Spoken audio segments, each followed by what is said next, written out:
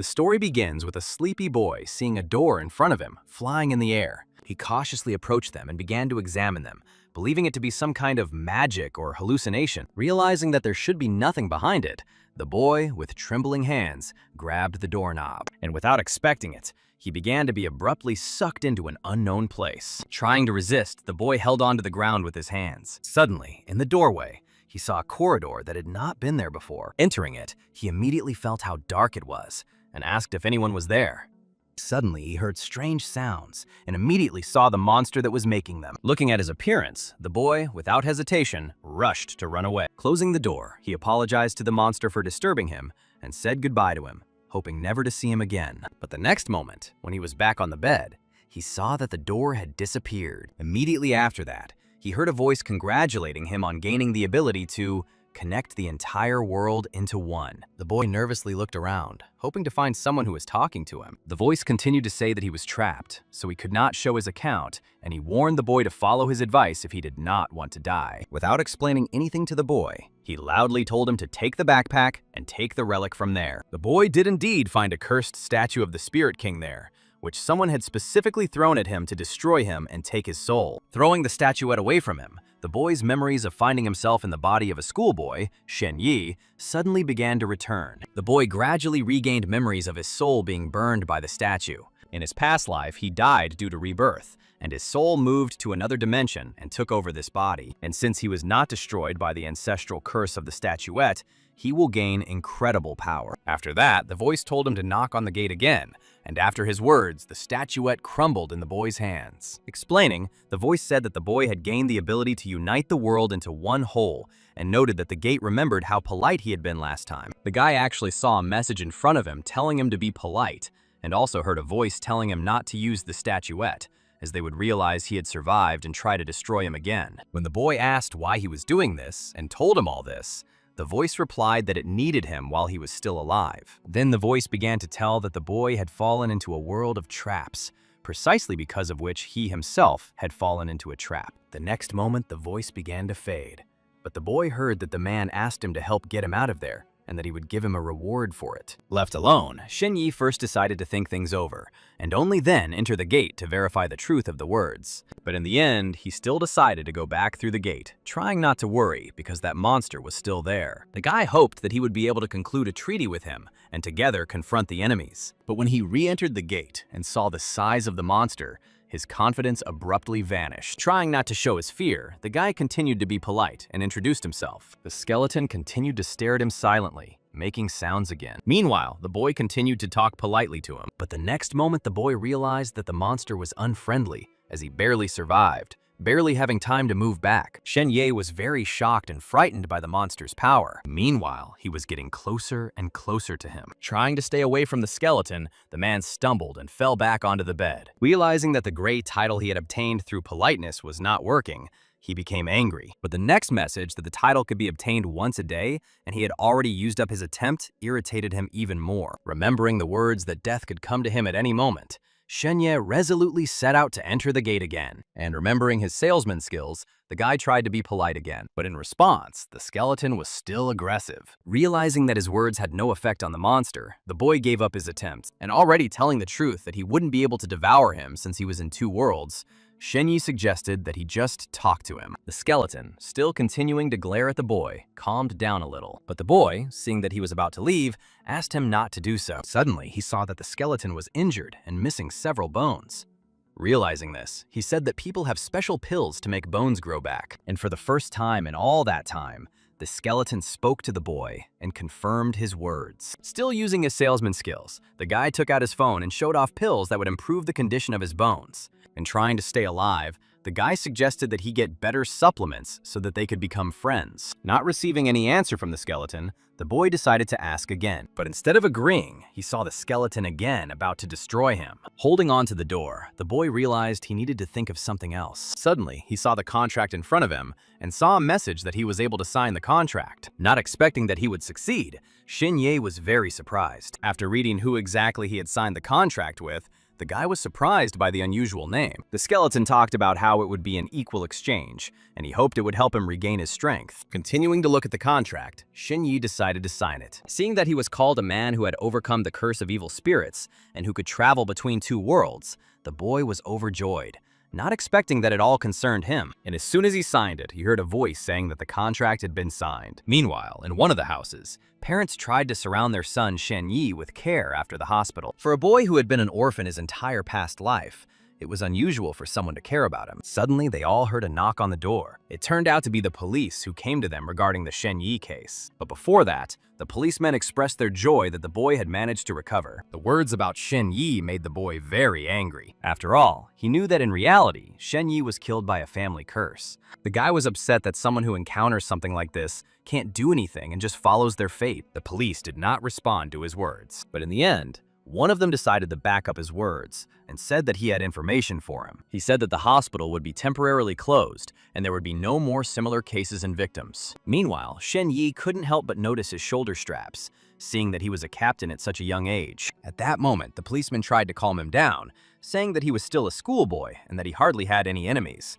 After talking to the guy, the police said it was time for them to leave. Seeing their fear, he realized that the Spirit King was so powerful that neither the police nor the government could do anything. But remembering that he was a simple schoolboy, he did not understand who had thought of sending such a curse upon him. Suddenly, he saw the captain in front of him, who still hadn't left, so he asked if something had happened. Without answering his question, the policeman silently handed him his business card. And finally, he said that if anything went wrong, he could call him. Shen Ye looked at the captain silently, holding his business card in his hands. Sitting on the sofa, the guy believed that there were still good people left in the police, but he didn't know if he could be trusted and if he could help him in any way. And besides, everyone knows he's alive, so the killer definitely won't give up yet. And remembering the faces of his family, he realized that they could also have taken part in this. Assuming this, the boy realized that he needed to become stronger, and immediately after that, he opened the gate in front of him. And when he entered, he once again put on the salesman's smile. Calling the skeleton a skull, the boy asked if he was still here. Seeing his green eyes in the darkness, Shen Ye said that he had brought him the promised pills. Suddenly, he heard the skeleton say, "Finger." Not understanding what the skeleton was trying to say, he assumed that it wanted to take the pills. Suddenly, a message appeared in the air that he had fulfilled his part of the contract. And immediately after that, in exchange for his help, the skeleton gave him a crystal. Holding it in his hands, Shen Ye was very happy to have received a crystal with which one can gain new knowledge and skills. Suddenly, the crystal shattered into many fragments, and immediately he received a message that he had learned the elven technique. Shen Ye immediately felt himself becoming stronger. Meanwhile, the skeleton was taking all the pills out of the package, and the next moment, the skeleton disappeared into the darkness, leaving only its green eyes. Shen Ye didn't understand why he hid, because they had signed a contract and fulfilled all the conditions. Trying not to get his head stuck, the guy decided to learn the technique first. But suddenly, he heard a knock on the door. Suddenly, he heard a voice saying that he didn't expect him to survive. And turning to the window, he saw a man standing upside down, the one who said she would deal with it herself. And immediately after that, the man flew into the room. However, Shen Ye, who had managed to activate his attribute, was no longer so weak, and the man couldn't help but admit it. Shen Ye didn't expect the killer to appear so quickly and try to kill him again. So he decided to activate his politeness again. But seeing the man's intentions, he realized that it was futile. Suddenly, he received a message that the crystal was the lowest skill and therefore would be of almost no help to him. The man, trying in every way to destroy the boy, took out his gun, believing that he would not be able to escape from him. Shen Ye himself understood that things were very bad for him, and just when he least expected it, he received a message that he was capable of absorbing skills. And without hesitation, the guy immediately took advantage of this opportunity to stay alive. And the next moment, a green glow surrounded him. Not far away, both men saw a gate. The man, not knowing what was in front of him, decided to enter them. Seeing complete darkness before him, the killer assumed that this was a secret room. Meanwhile, Shen Ye, knowing what awaited him, had already said goodbye to him. And the next moment, the man saw before him the green glow of the skeleton's eyes, which were approaching him incredibly quickly. Shen Ye, standing on the other side of the gate, calmly listened as the skeleton fed on the man to restore its strength. Realizing that he had even less time left, he decided that he needed to find someone who could protect him. Suddenly, he received a message that he was able to please his contract partner. And for this, he received a crown of pale shadow and a silver badge. Not expecting the deal to be so profitable, the guy immediately decided to try on the crown. And as soon as he did this, he realized that he had immediately become an elf. Suddenly, Shen Ye heard a knock on the door again and assumed it was the murderer again. But his doubts were immediately dispelled when the man introduced himself as Chen Haoyu. Returning to his previous form, the boy remembered that he was Shen Ye's best friend, and as soon as he opened the door, his friend rushed at him with tears in his eyes. And at that moment, Shen Ye's mother entered them, unexpectedly returning. Looking out the door, the boy asked where his dad was, to which he received the answer that he had gone to buy pills for his grandfather. Shen Haoyu, who knew how expensive the rejuvenating medicine was, said that their family was not that simple. Finally, the guy said he wished him a speedy recovery as they had exams coming up. Shen Ye, who had just remembered that he was in the body of a schoolboy, realized what a mess he had gotten himself into. But his friend was upset because he had already failed one exam, but the boy's mother reassured him. Shen Ye knew that exams in this world were very different, as they still tested strength and agility, but the boy was worried that a manhunt had been declared for him, so it was dangerous for him to go to school. The mother, who thought her son was worried about exams, told him to calm down and said that it wasn't the most important thing in life. He knew he could have refused to take the exams, but he didn't want to do that to his mother. And besides, Shen Ye's memories of what his parents had done for him began to come back to him, so he simply couldn't let them down. The next day, the boy was already at school and trying to catch up on what he had missed. Suddenly, a guy approached him and said that Zhao Yibin was waiting for him in the hallway. Remembering that she was Shen Ye's friend, the boy approached the girl. The girl, who heard that the guy was going to take the exams, said that she had passed the first exam well and was also going to pass the next ones well. The guy sincerely congratulated her, but it only surprised the girl. But her next words about him not coming near her again surprised him even more. The school children, who were interested in school gossip, listened attentively to their conversation. Meanwhile, the girls said that they were at different levels, so it was better for them to each go their own way. The guy who missed just one exam didn't understand what was happening. Shen Ye, who didn't want to communicate with the girl, was even happy to hear the words and wanted it to be true. Meanwhile, the girl heard gossip that when the guy was the first, she ran after him. But as soon as he missed one exam, she immediately stopped communicating with him. Suddenly, Shen Ye saw tears in the girl's eyes, who said she thought they were friends. Her friend reproached him for the gifts his girlfriend gave him, but he said he would return all the gifts if she wanted. And showing her the middle finger, he said that he was not going to be friends with her. Shen Ye's behavior made Zhao Yibin's friend very angry, and she started calling him names. Others present were also for the girls, believing that the boy had broken the girl's heart. The girl, despite the screams of the others, wanted to explain everything to the boy, but she couldn't. Suddenly, a formidable man appeared in front of Shen Ye, who was not in a friendly mood. He stopped him and said that he hadn't finished Yibin yet. Shen Ye, ignoring his words, told him to step aside so he could go to class. But Sun Ming did not let him go, saying that during his absence, his strength had increased, so Shen Ye was no longer first in the class. Shen Ye tried to explain that it was the girl who started insulting him first, but then he realized that it was futile and asked him to move aside. But realizing that he wouldn't be allowed to leave, the guy eventually apologized to the girl. He told the girl that she could take as much of it as she wanted, and everything would be as she wanted. And with these words, he ran in the opposite direction, leaving the surprised girls and the boy behind. Everyone else was surprised to see tears in the boy's eyes, assuming he was very sick. Yibin tried to stop the guy, saying that she didn't want to force him and said that it was all because of Sun Min. Realizing that the girl was now offended by him, the guy decided to teach Shen Ye a lesson at all costs. So when he caught up with him, he tried to punch him, but the boy abruptly turned upside down, intercepting the hand. The school children watched them silently with their mouths open. While Sun Ming was trying to get his bearings, a kick flew in his direction. Now everyone has started actively discussing Shen Ye's incredible speed. Looking at them, Shen Ye asked what they needed, since he had already apologized. Suddenly, they were stopped by one of the teachers, who ordered them to prepare for the exams. The students, upset by the unfinished fight, were forced to go to class. But in the end, Sun Ming turned to Shen Ye and said that they weren't finished yet. After a while, during a warm-up, Shen Ye was approached by his best friend. He suggested that he go to the comic book store because their turn wouldn't come soon. Hearing his words, the guy remembered that he had forgotten to take the note. So, citing the fact that his stomach hurt, he asked him to take his turn. After some time, at school, the boy approached the toilet. As it turned out, he had been watched all this time by a murderer who was waiting for the right opportunity. In his hand was a pen enveloped in a purple glow. But when he went inside, he saw that all the booths were empty, and he didn't understand where the guy could have gone. Meanwhile, Shen Ye tried on the elf crown again. He wanted to meet the skull, so he opened the gate in the corridor in which he saw the killer's gun. Seeing that it was loaded, the guy decided that it would be a good means of self-defense. Even though he didn't find the skull, he knew it was time for him to leave.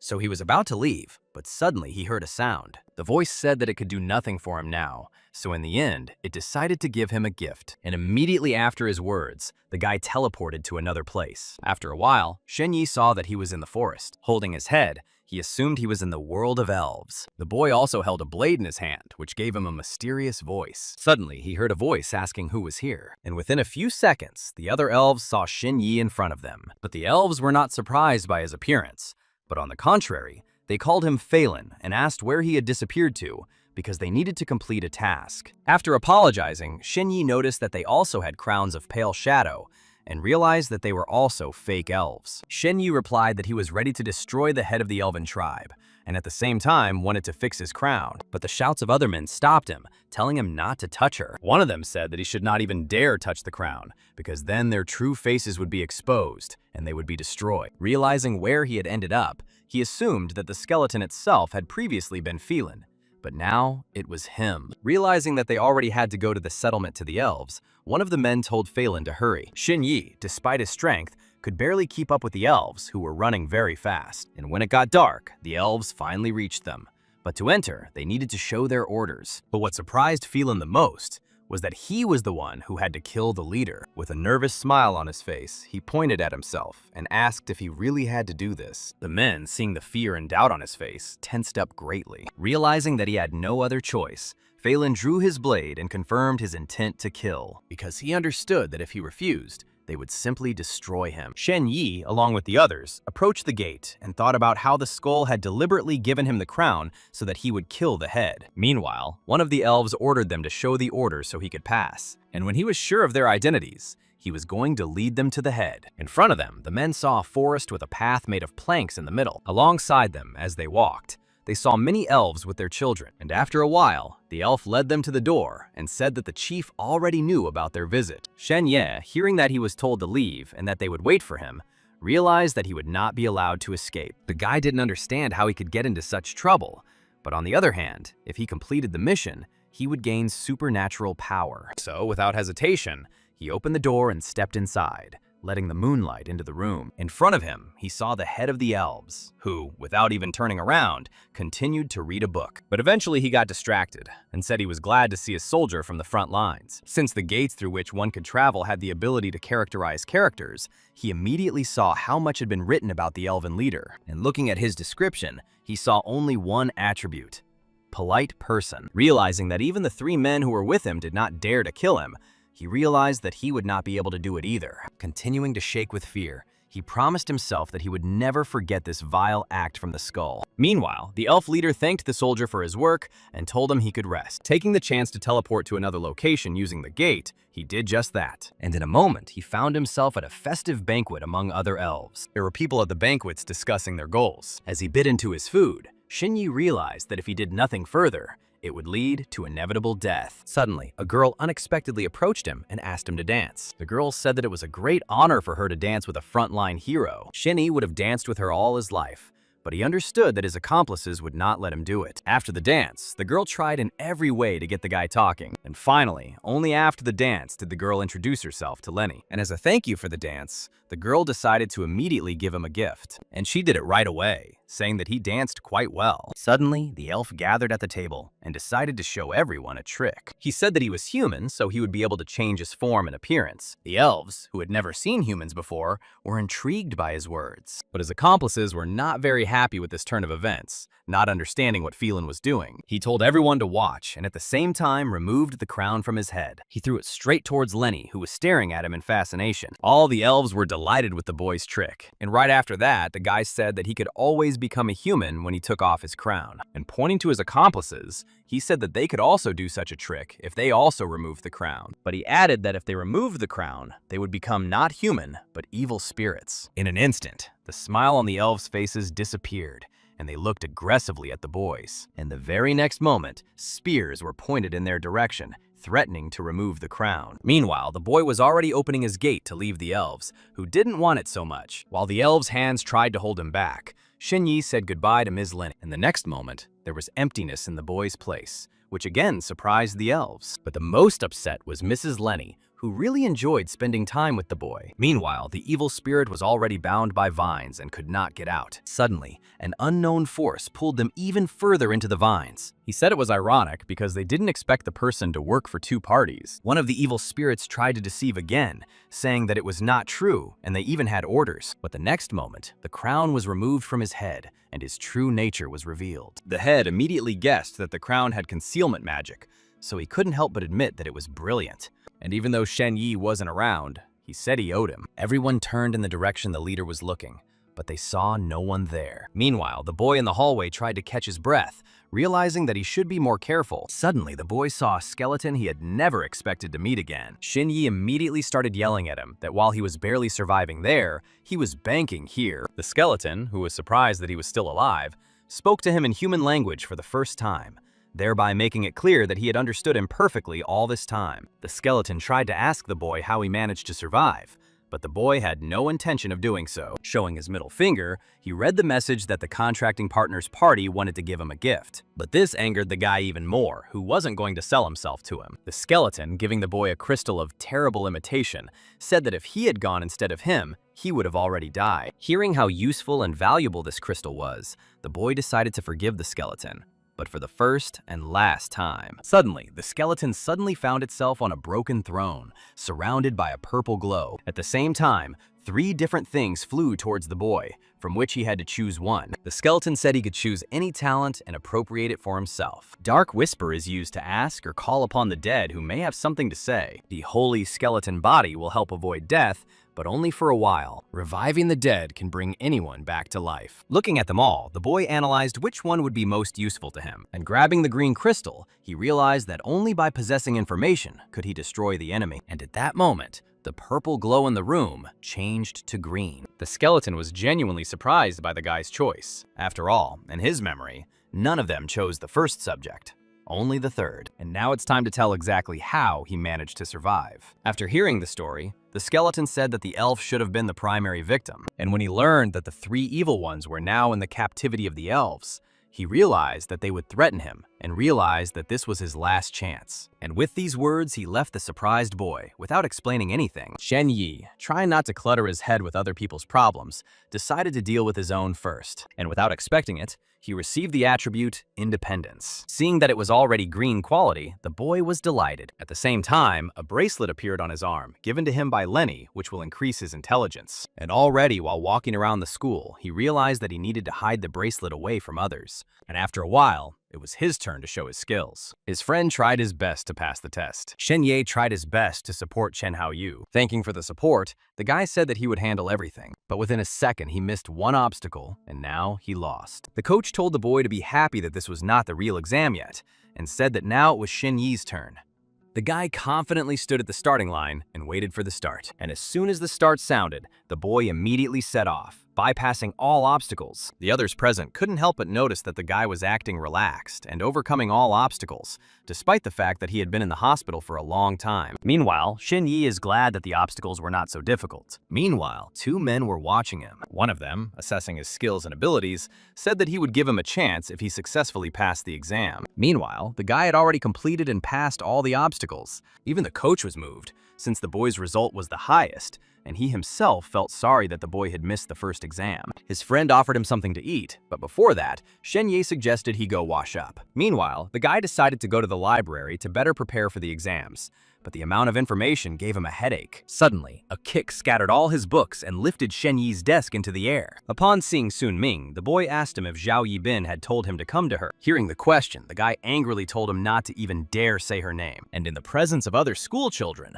the boy suggested that he test his strength. Shen Ye, having activated the Independence skill, easily agreed to his proposal. Everyone else watched the unfolding events in amazement. Meanwhile, the boy activated the skills available to him. One of the school children, thinking that the boy would run away, began to hold him, while Sun Ming was running at him with the fist. And after a few seconds, the fist crashed straight into Shen Ye's stomach. But in a moment, Sun Ming himself withdrew his hand and could not hold back his screams of pain. While everyone was in shock, Shen Ye took the boy's hands that were holding him. After that, he threw him to the floor and punched him in the face. All the school children nervously watched the unfolding events. At this moment, Shen Ye became more afraid than Sun Ming. Meanwhile, Sun Ming sat on the floor, writhing in pain, cursing Shen Ye. And when the boy grabbed him by the collar, he apologized to him in return. Shen Ye hated him for humiliating and beating others there, thereby destroying their future. Therefore, pushing him away a few meters, he said that it was not so easy to get his forgiveness. Meanwhile, the entire school heard Sun Min's cries for help, but their fight was interrupted by the coach,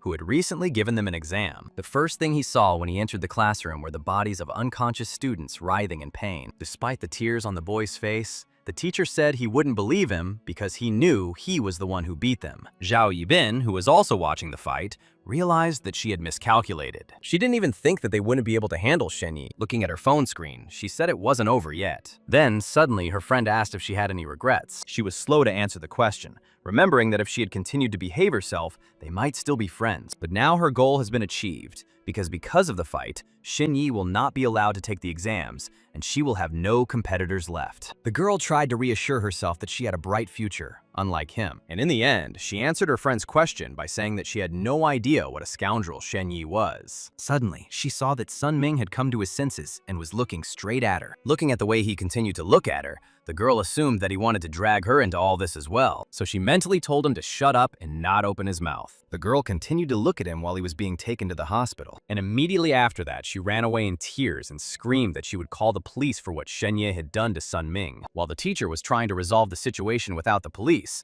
the boy already guessed that the girl had made it all up so that others would hate him. After that, Teacher Jiang ordered everyone to leave, and Shen Ye told him to follow him. Meanwhile, the school principal was talking to Qian about how he should turn his attention to the other participants. Suddenly, a teacher came running up to them and told them about the fight, which didn't interest the principal at all. Not getting the desired reaction, the teacher decided to show a video of the fight, and the next moment, both men were watching the video with interest. The police, who did arrive at the school, were also surprised after watching the video. Shen Ye, who knew that something like this would happen, took precautions in advance and turned on the camera, thereby providing himself with an alibi. But one of the police officers said that despite having the video, he would have to go with them. Then the teacher came to the boy's defense, saying that the boy had already failed one exam and asked the police not to take away his chance. While the policeman and the teacher argued, Shen Ye hoped that his body would be able to adapt to the sudden changes in characteristics. At that moment, the principal entered the room and said that it was a good thing the boy had recorded the video, because he would have already been expelled from school. Suddenly, Mr. Qian joined the conversation, praising the boy and saying that these guys were not on his level. The man, after watching the video, realized that the guy didn't even try and use all his strength because he was afraid of killing them, and said that this was enough to get his letter of recommendation. So he said he wanted to discuss something with him and handed him his business card from the martial arts company of which he was the director. It was an organization that possessed the inheritance of various martial arts knowledge and also owned the ownership and copyright of martial arts secrets. In simple words, the guy will rise from the mud to the top and go to heaven. And looking at the man standing right in front of him, it seemed that he had no weaknesses at all. The man decided to ask the guys what specific scores he had. Thinking that this man was really strong and that perhaps the killers would get away with him, he said that his score was 5. This information surprised even the principal and teacher. Hearing the score, the man was pleased with what he heard, and so he said that thanks to a good test, he would receive his letter of recommendation. And he also offered to join their company, but for that, he had to pass the test again. And when Shen Ye happily agreed, the man was about to leave and said that he didn't care about the investigation and the test would be conducted at a time convenient for him. But in the end, Mr. Qian decided to inquire about his spiritual powers. Shen Ye, realizing that he couldn't be the best at everything, said that his score was 3. The gentleman even dropped his cigarette in surprise, but his entire face did not change. The director, like everyone else, couldn't remember that Shen Ye was some kind of genius, so they couldn't believe his words. The man immediately asked the boy to demonstrate his strength by asking him to move the chair. And the next moment, the boy easily controlled the chair in the air. While everyone, including the police, were looking at it in fascination, one of them said that it was a dead end. After all, seeing what he was capable of, he decided not to ruin the boy's future. This was helpful to the guy who could no longer hold the chair and put it back in place. Qian was so delighted with the boy's skills that he even hugged him and started singing. The principal and the teacher immediately began praising his singing. Ignoring their praise, the man asked them to go outside to talk to Shen Ye alone. Continuing to smoke, the man asked what exactly was ideal for him. Hearing the guy's words that he was his ideal, the cigarette fell out of his mouth again. But the man asked him to tell him what the boy dreams of most, to which he replied that he wanted to never be weak. Saying that he was now the closest he could get to his dream, the man asked to harm him. Without thinking, Shen Ye immediately began to insult him with bad words, to which he nervously replied that he needed to insult him with force. Smiling nervously, the boy prepared to attack, but just one glance from Qian in his direction could make him freeze in place. The man explained that it was a type of magical art that could immobilize an attacker, and by learning it, he would be able to defend himself. But saying that wasn't all, he took out a gun and asked him to look carefully. The boy watched in excitement as the man brought the gun closer to his head, and a moment later, a loud shot rang out. But to his surprise, the bullet was unable to penetrate his body because he was using a magical art that could withstand various types of weapons. And now the man did not hesitate and resolutely invited the boy to join their hidden dragon plan. And he said that he could study at the best schools that require passing special exams and access to which is only available to clans because they are monopolized by clans. Qian explained that clans are those who inherited knowledge, sacred instruments, and universities from the ancient gods. After learning this information, he assumed that Shen Ye's grandfather belonged to one of the clans. The man said that he guaranteed that he would enter school even if he failed all the exams. And if he can enter school, he will receive support and all the necessary resources. And when he is no longer able to develop further, he will be respected and welcomed into the organization. Realizing that in this world, strength is the highest of all, he agreed to Qian's proposal. After receiving his consent, the man asked to sign the documents and put his fingerprint. Remembering that teachers always emphasize the possibilities of strength in lessons, he realized that they were right, since such people can change the universe. And finally, the man asked the boy to think again, as other organizations might offer him to join them. But the boy had already made a decision, which pleased the man who needed his parents' permission. And after that, Mr. Qian said goodbye to the guy because he needed to hurry so that other organizations wouldn't intercept him. And looking at him, he said that after signing the contract, he would return to him. And at that moment, a noticeable whirlwind appeared in the room, and the man disappeared into it. All this time, the principal and teacher nervously waited for the conversation to end next to them. The teachers, who were happy that their school had such a strong boy who managed to sign a contract with Mr. Qian himself, were very happy. Suddenly, he got a call from a police officer, Captain Doe from the station, who had learned the information. So he asked the guy to come to him. And after a while, the boy was at the station next to Mr. Lowe. After showing the man's photo, the police officer said that an anonymous person had sent them this photo of a man standing on the roof of the hospital when Shen Ye was also in the hospital. But no matter how hard the boy looked, he couldn't remember this person because he didn't know him. The police officer said that according to forensics, this man was trying to activate something. And when the policeman asked if the boy had anything unusual with him that day, the boy was very surprised. He immediately realized that the boy had activated the statue's curse, but it had crumbled, so he had no proof. And realizing that he was the only one who survived the statue's curse, he realized that he could not provide any information. This seemed strange to the policeman, so he asked if he had had any headaches, nausea recently, or memory lapses. Realizing that the man knew something, the boy replied flatly that nothing like this had ever happened to him. After all, as soon as he entered the office, he had the feeling that someone was watching him, and that one more word would be the end of him. So the guy decided to say that he remembered that his backpack was open, even though he remembered well that he closed it. With caution in his voice, the policeman asked if he had checked the backpack. Seeing that the captain was about to act, he said that he had forgotten about him and had only just remembered.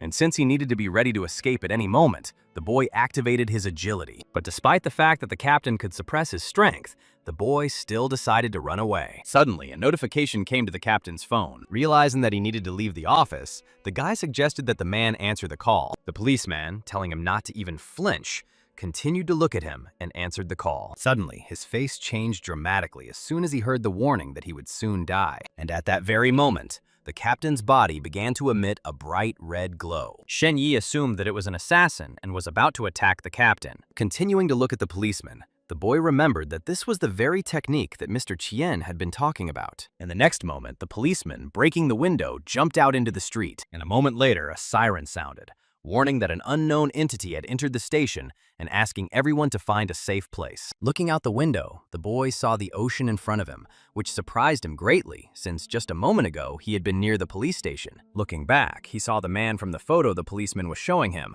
and realized that it was he who had called him. His assumptions were confirmed by the man's words that the captain had destroyed the members of their church and that he would answer for it.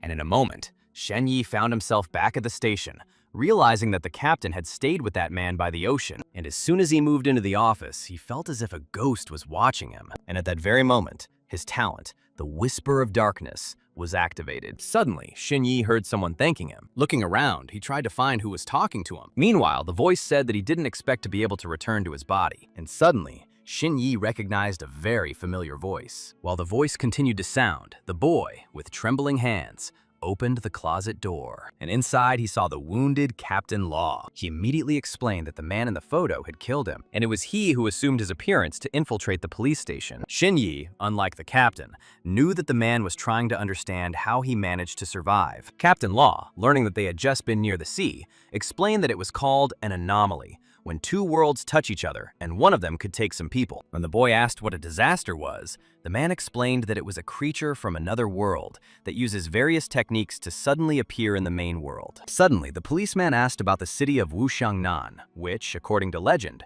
was razed to the ground by an earthquake. He explained that it is called an earthquake only for ordinary people, but in reality, it is one of the cases of disaster. Therefore, knowing about the anomalies that were occurring, he said that they had little time left and the killer would return soon. Hearing this news, the boy realized that he was in danger again.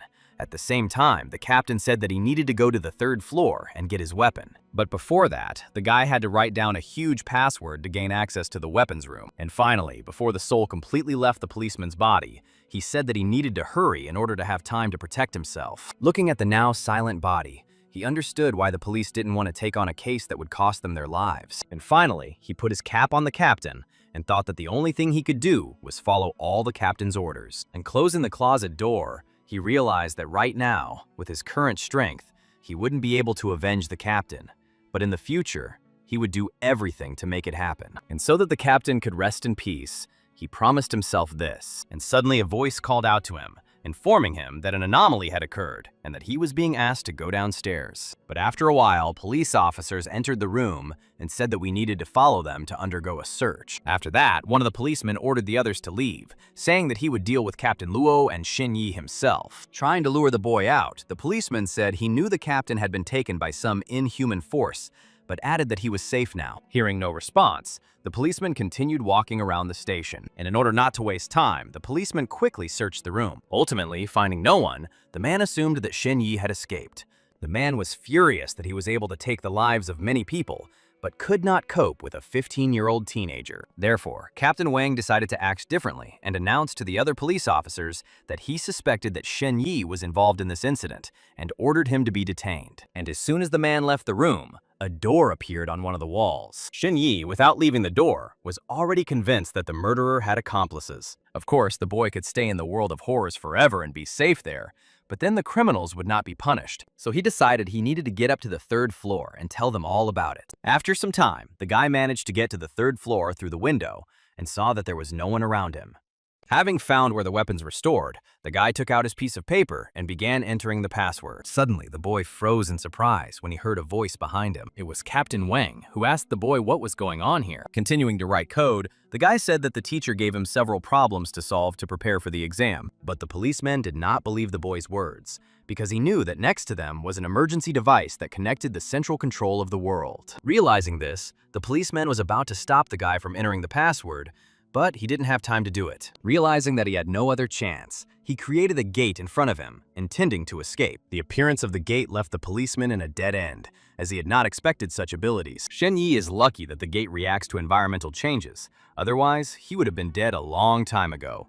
Captain Wang, realizing that he would achieve nothing with conventional weapons, decided to use physical force and tried to destroy the gate. And the next moment, the gate was rapidly approaching Shen Ye. However, at the last moment, he caused the gate to fall apart. This angered the policeman even more, and he finally decided to finish off Shen Ye. And as soon as he was about to run into the guy, he immediately activated the gate, into which the policeman rushed with all his might. After that, numerous wounds appeared on the man's body, causing him to writhe and barely stand. By then, the guy had finished writing the password, and immediately after that, a siren sounded, triggered by artificial intelligence, which conducted a check of the station and determined that Captain Lo was dead and that Captain Wang was a fake person. Due to the excessive danger, they are approached by high-level specialists to capture Captain Wang. And immediately after that, an artificial intelligence voice sounded, saying that in 30 seconds, Captain Wang would be executed.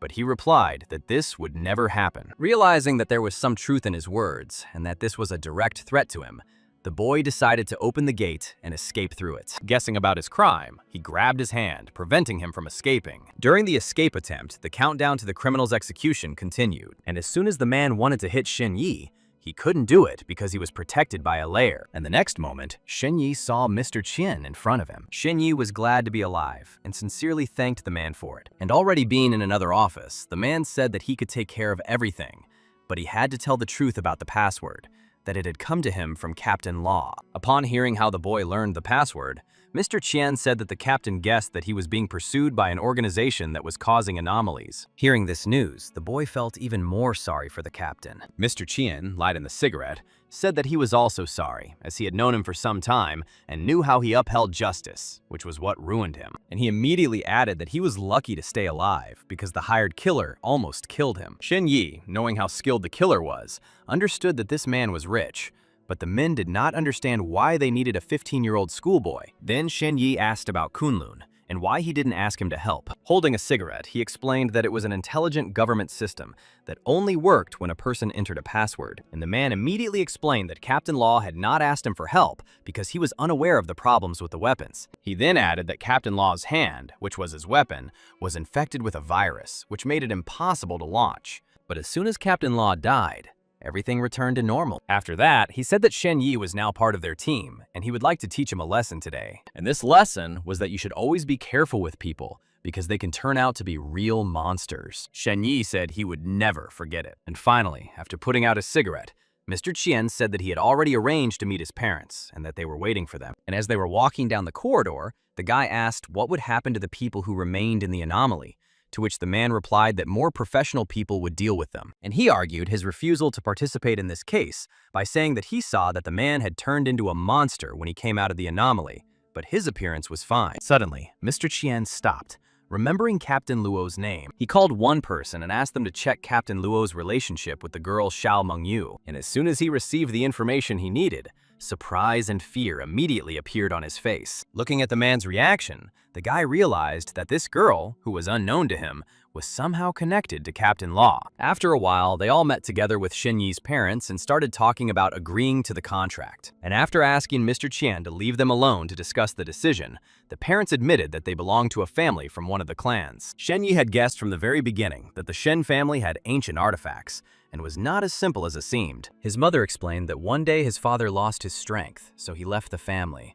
And the reason for their quarrel with his grandfather was that he had already arranged an engagement for him when he was dating his mother. The father explained that his abilities already exceed those of ordinary people, and that if he asks, his grandfather will definitely accept him, and he will be able to use the best artifacts and all available resources. And saying that whatever choice he makes, they support him, but adding that if he chooses to join the organization, he will never be able to access family artifacts and heirlooms. Upon hearing this shocking news, the boy was very upset, and to his parents' surprise, the boy still decided to join the organization, thereby giving up a carefree life. After all, Shen Ye didn't want his parents to ask him anything, and believed that he could handle it if his father could handle it too. Having made this decision, the boy decided to call Mr. Qian. After hearing the story, he remembered how they had visited that family several times, where only a few people were happy, while others looked at them with hostility. But the only happy moments back then were playing with his friends. And within a few minutes, Mr. Qian congratulated the boy and his parents on the successful signing of the contract. Meanwhile, Zhao Yibin tried to further disgrace the guy and had already published a scandalous video of him fighting. She continued to destroy the boy's future in order to become a goddess herself. She was already dreaming about how the guy's life would go wrong and he would become trash like Sun Ming, and then there would be a big gap between them. But the smile on her face was immediately wiped off, as she was unable to publish the material, and the site wrote a message stating that this was false information, and if she tried to do it again, they would sue her. Meanwhile, the director congratulated the boy on signing a contract with the organization early, which greatly raised the level of their school. Continuing to sit on the floor outside Sun Ming's chamber, the girl felt sad because she had almost succeeded. After a while, Mr. Qian said that he had even received 5 rewards for the murder, and that the culprits had already been caught. When the boy asked what the rewards were, the man explained that they were like currency to be exchanged for special items.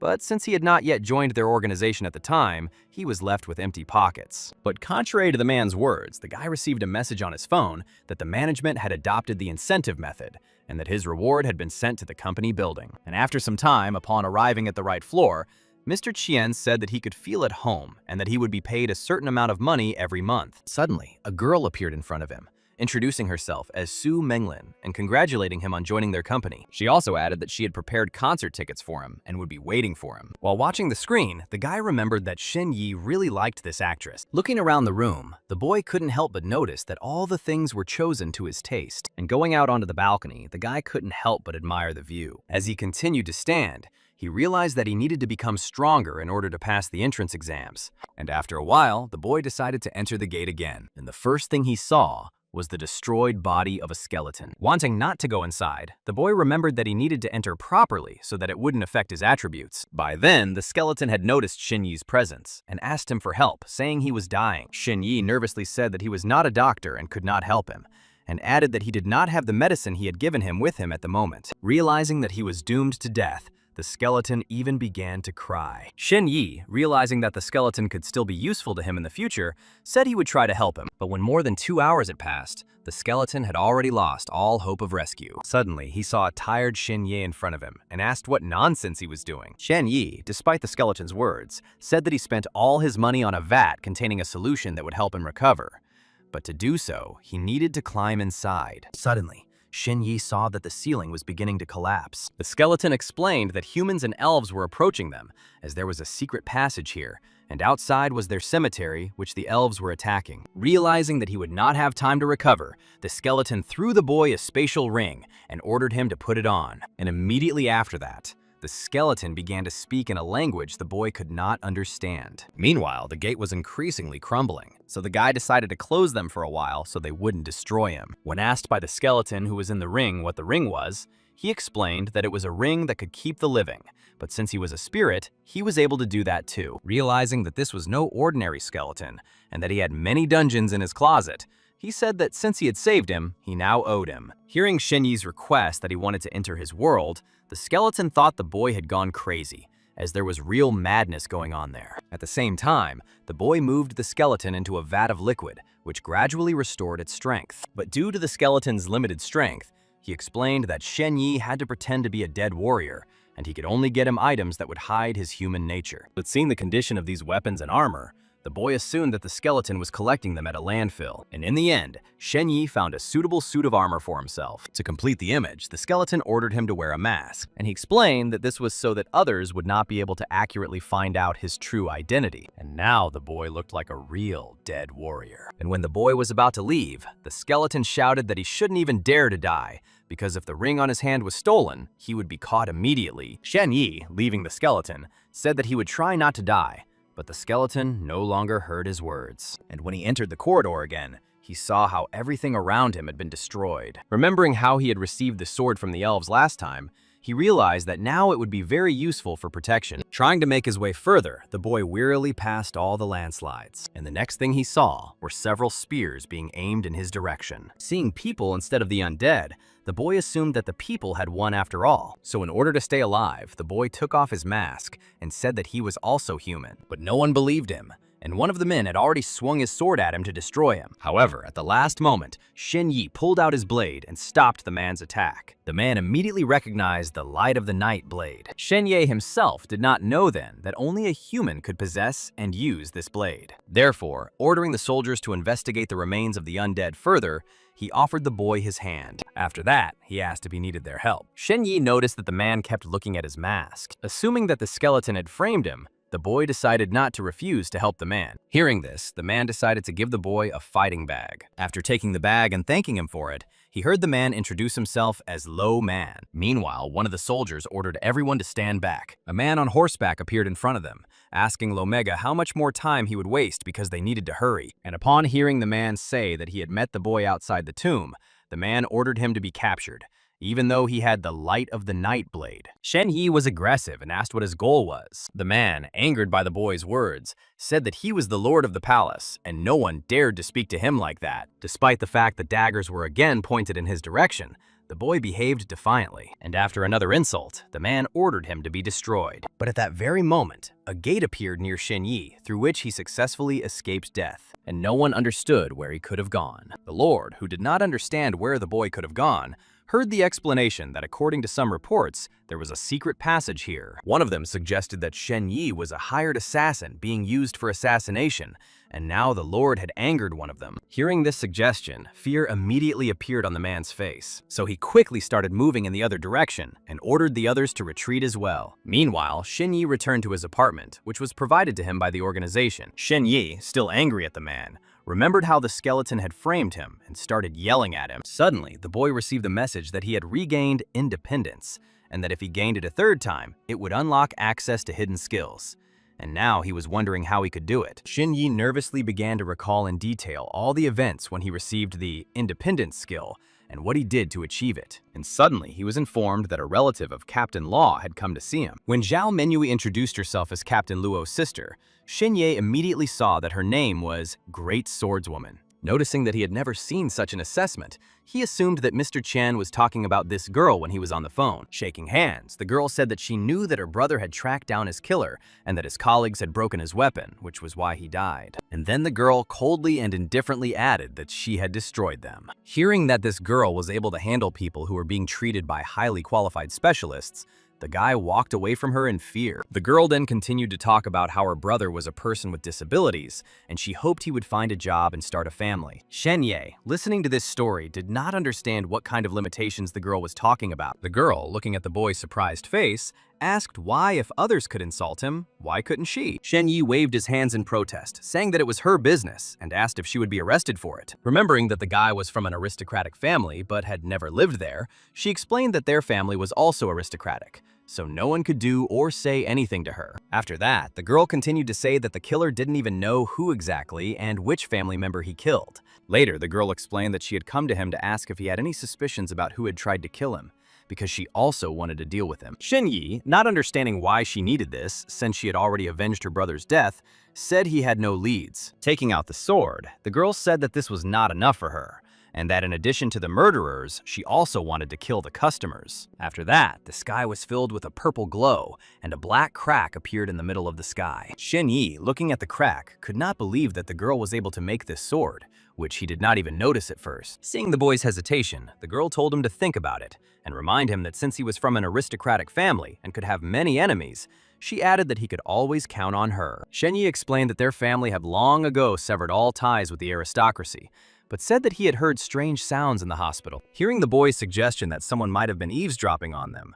the girl was immediately surprised by the news she heard. Realizing that she needed more details, the girl said goodbye to the guy to meet with another person who might know more information. Suddenly, behind him, the boy heard Mr. Chen's voice, saying that she had a scary blade. The man explained that she belonged to one of the most influential families, and she was also entering high school as Shen Ye. Shen Ye yawned indifferently, said that the most important thing was that she was on his side, and said goodbye to Mr. Chen, who said that he would hire teachers for him to prepare for the exams. Meanwhile, the boy in his room was thinking about how the aristocracy could rule the world, and it was no wonder that many would want to kill him. Therefore, he asked the skeleton for horror crystals to learn new techniques, since next time, no one might save him. But the skeleton replied that his crystals would not work for him, as they were associated with unlife. Realizing that he would most likely learn the techniques upon admission, the guy was very disappointed because he didn't want to wait. Suddenly, looking to the side, he saw the suitcase that Luo Man had given him, which he had completely forgotten about. He immediately began checking to see if there was anything he needed,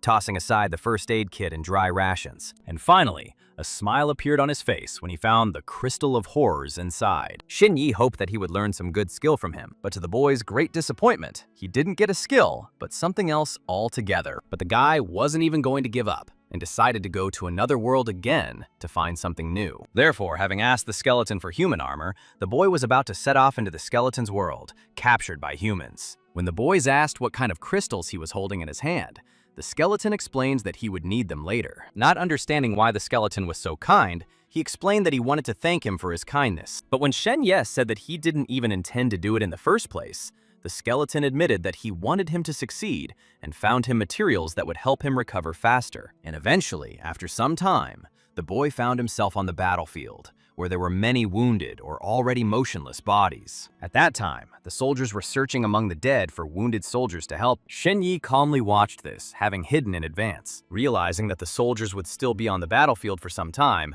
he knew that he didn't need to take any risks, as he could be exposed, so he decided to use the dead bodies to find out more information. Therefore, approaching one of the giants, he activated the Whisper of Darkness. He asked him if he knew anything about this armor, but he said no. But the guy didn't give up, and after a while, interviewed all the dead. And in the end, without receiving any information, the boy sat down on the ground, exhausted. He felt like he was looking for a needle in a haystack, and when he had already given up, he saw another body next to him. Not far from him lay the werewolf, which was his last chance. So he decided to ask if he had ever seen this armor or knew anything about it. To the boy's great surprise, the werewolf said that this armor belonged to a man who now only had one arm. And turning around, the boy saw a hand next to him and decided to use the Whisper of Darkness on it as well. And to his great surprise, the hand responded to his question. Pleased with this, the boy decided to ask about the armor again. The hand, unable to speak, pointed a finger at him right in front of him. And when the boy looked where the hand was pointing, he saw a single boot in front of him. But as soon as he got closer to it, he smelled a terrible stench that even made him cover his nose. Suddenly, he saw that there was something inside it and took it out. Emblem of the Dark Shadow allows you to use special weapons, or rather, transform a regular weapon into a special one. Shen Ye couldn't believe it, so he decided to check. And when he took out his sword, he really saw that it had changed a lot. Holding the sword in his hand, he saw that there was also a note in the shoe. And covering his nose with his hand, he read that this was a task from the Hand of the Shadow, for which he could receive a reward.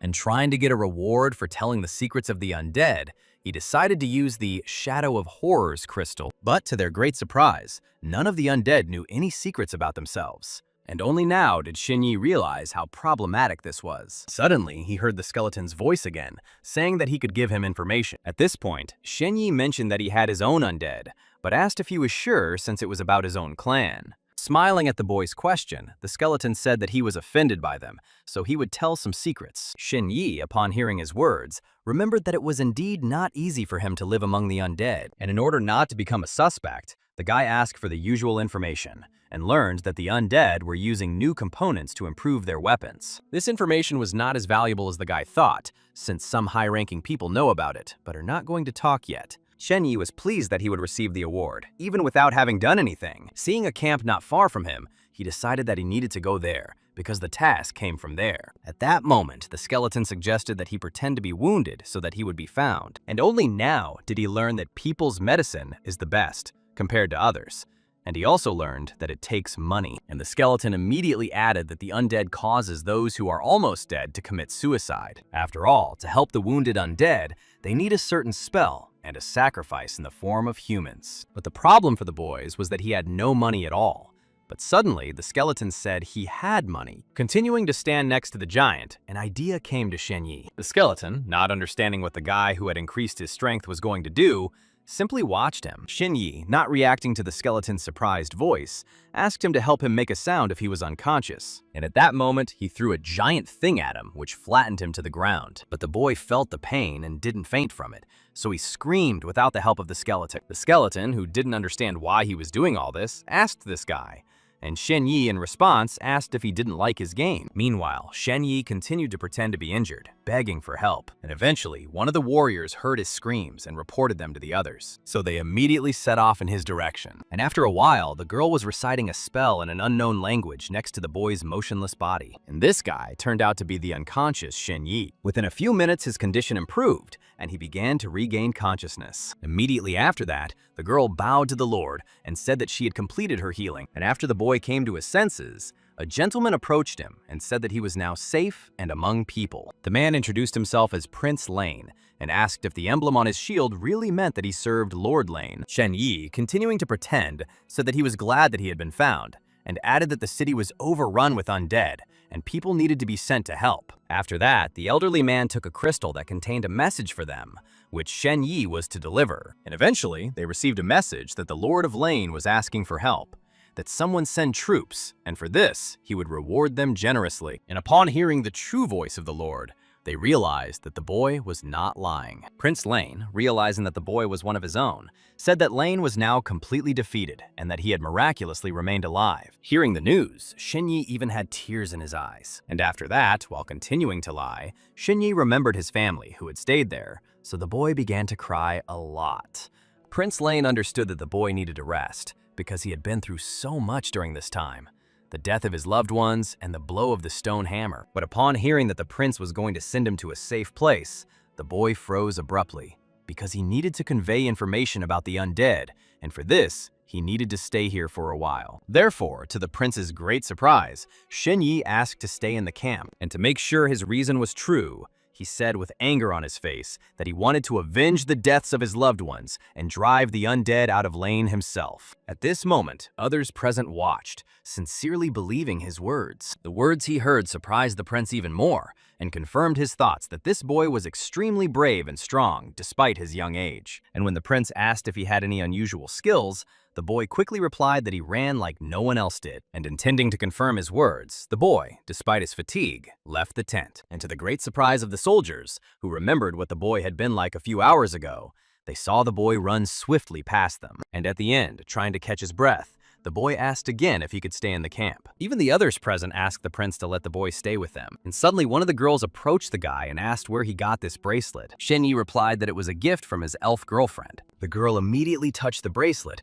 and spoke words in a language that was again incomprehensible to the boy. And suddenly, the silhouette of Lenny appeared in front of them, who didn't understand who was calling her until the girl introduced herself as a magister of the royal court, who asked how the boy could have an elven bracelet. Immediately after that, Shen Ye greeted the girl, asking how she was doing. The girl, recalling her question, heard that the boy had helped them expose the undead who were pretending to be elves, trying to destroy their ruler. Hearing this, the girl let go of the guy's bracelet and said he would contact her later. After hearing what she heard, the girl also shared the prince's opinion and suggested that he send the boy to study in the Empire. The prince, who knew that elves rarely valued humans so highly, immediately agreed to the girl's proposal. And when the prince finally asked his name to restore his documents, the boy didn't know what to say. So at that very moment, he grabbed his head, pretending to feel sick and explaining that he couldn't remember anything. The elderly man, approaching the boy closer, assumed that the blow was so strong that the boy had a concussion, which caused him to lose his memory. After that, the prince told the boy not to worry and said that they would meet him later. And immediately after that, the guy saw a message that he was able to improve his reputation and received a new nickname, the guy who survived adversity. But Shen Ye didn't like this nickname at all, and he thought about whether he could remove it. And immediately after that, he received the answer to his question. He could remove this surname by earning a new one, or becoming a hermit who everyone would forget about. But now everyone addresses him like that, and he can't do anything about it. When Shen Ye was asked why the prince's words became entrenched as his nickname, it was explained that the prince is the heir to the empire, so his words have great influence. Meanwhile, the man continued to marvel at Shen Ye. When the girl asked what he meant, the man explained that the guy really believed in the hand of the shadow, because people his age are usually not very religious. The prince agreed with the man's words and decided that this guy should receive a hero's medal. And after some time, the guy found the tent he needed, in which the shadow camp was located. He saw a man in front of him who was not paying any attention to him. Immediately understanding the reason for this, the boy showed a secret sign that only members of the Hand of the Shadow knew. The man, responding with the same sign, asked if he had any news. Shen Ye threw the crystal at him and said he got it from the undead. Seeing that this thing was really valuable, the man already knew what to offer Shen Ye. He immediately showed a combat dagger which was smeared with a special poison and from which the victim died immediately. Shen Ye, not surprised by the sword, asked if he had anything else. At his question, the man blew a whistle, and immediately after that, a horse appeared in front of them. The man calmly watched the horse's motionless body and said that this horse pretends to be dead as soon as someone looks into its eyes. But this didn't interest the guy either, and he asked if he had anything else. The man showed him the glasses, which were pierced by light. Shen Ye, putting on his glasses, immediately began to see how much money each person had. When asked by the boy if he had a horror crystal, the man said that due to limited supplies, there were only 2 stones. Showing a red crystal, the man explained that it helps the enemy bleed, and showing the blue crystal, he said that it could repel the enemy's weapons. And suddenly the boy, who wanted to take 2 stones, heard a voice that advised him to choose the blue stone, Storm. Shen Ye immediately recognized the mysterious voice that had given him the sword, Light of the Night. Regardless of what the seller might think, the boy asked the voice why this particular crystal, to which he received the answer that it was used in another world. And immediately the voice added that he then needed to think about how to obtain other special crystals in order to discover the real secret. Not understanding how this would help him, the boy still decided to listen to the advice of the secret voice. But the man replied that the storm was just a basic technique, and the value of the reward for his information was much higher. So the man asked what else the boy wanted. Shen Ye, who didn't need anything else, decided to take the rest in cash. And leaving the tent, the boy asked the skeleton to get the undead skills, which was impossible, since the creature that wanted to use them had to have fire in its soul. Then Shen Ye asked for the shadow skill, which helps catch the souls possessed by the skeleton, but the skeleton did not understand why he needed it, since it was very expensive. But in the end, the skeleton gave him this skill, and the boy's points were redistributed. After that, Shen Ye began to look for a quiet and deserted place so that he would not be noticed. And having found a suitable place, he activated the shadow skill. Shen Ye, seeing that this technique only looked powerful, but in reality had no benefits, was very disappointed. Meanwhile, the skeleton didn't understand why he needed that skill, but the boy said that he needed to get another skill to get a reward for them all.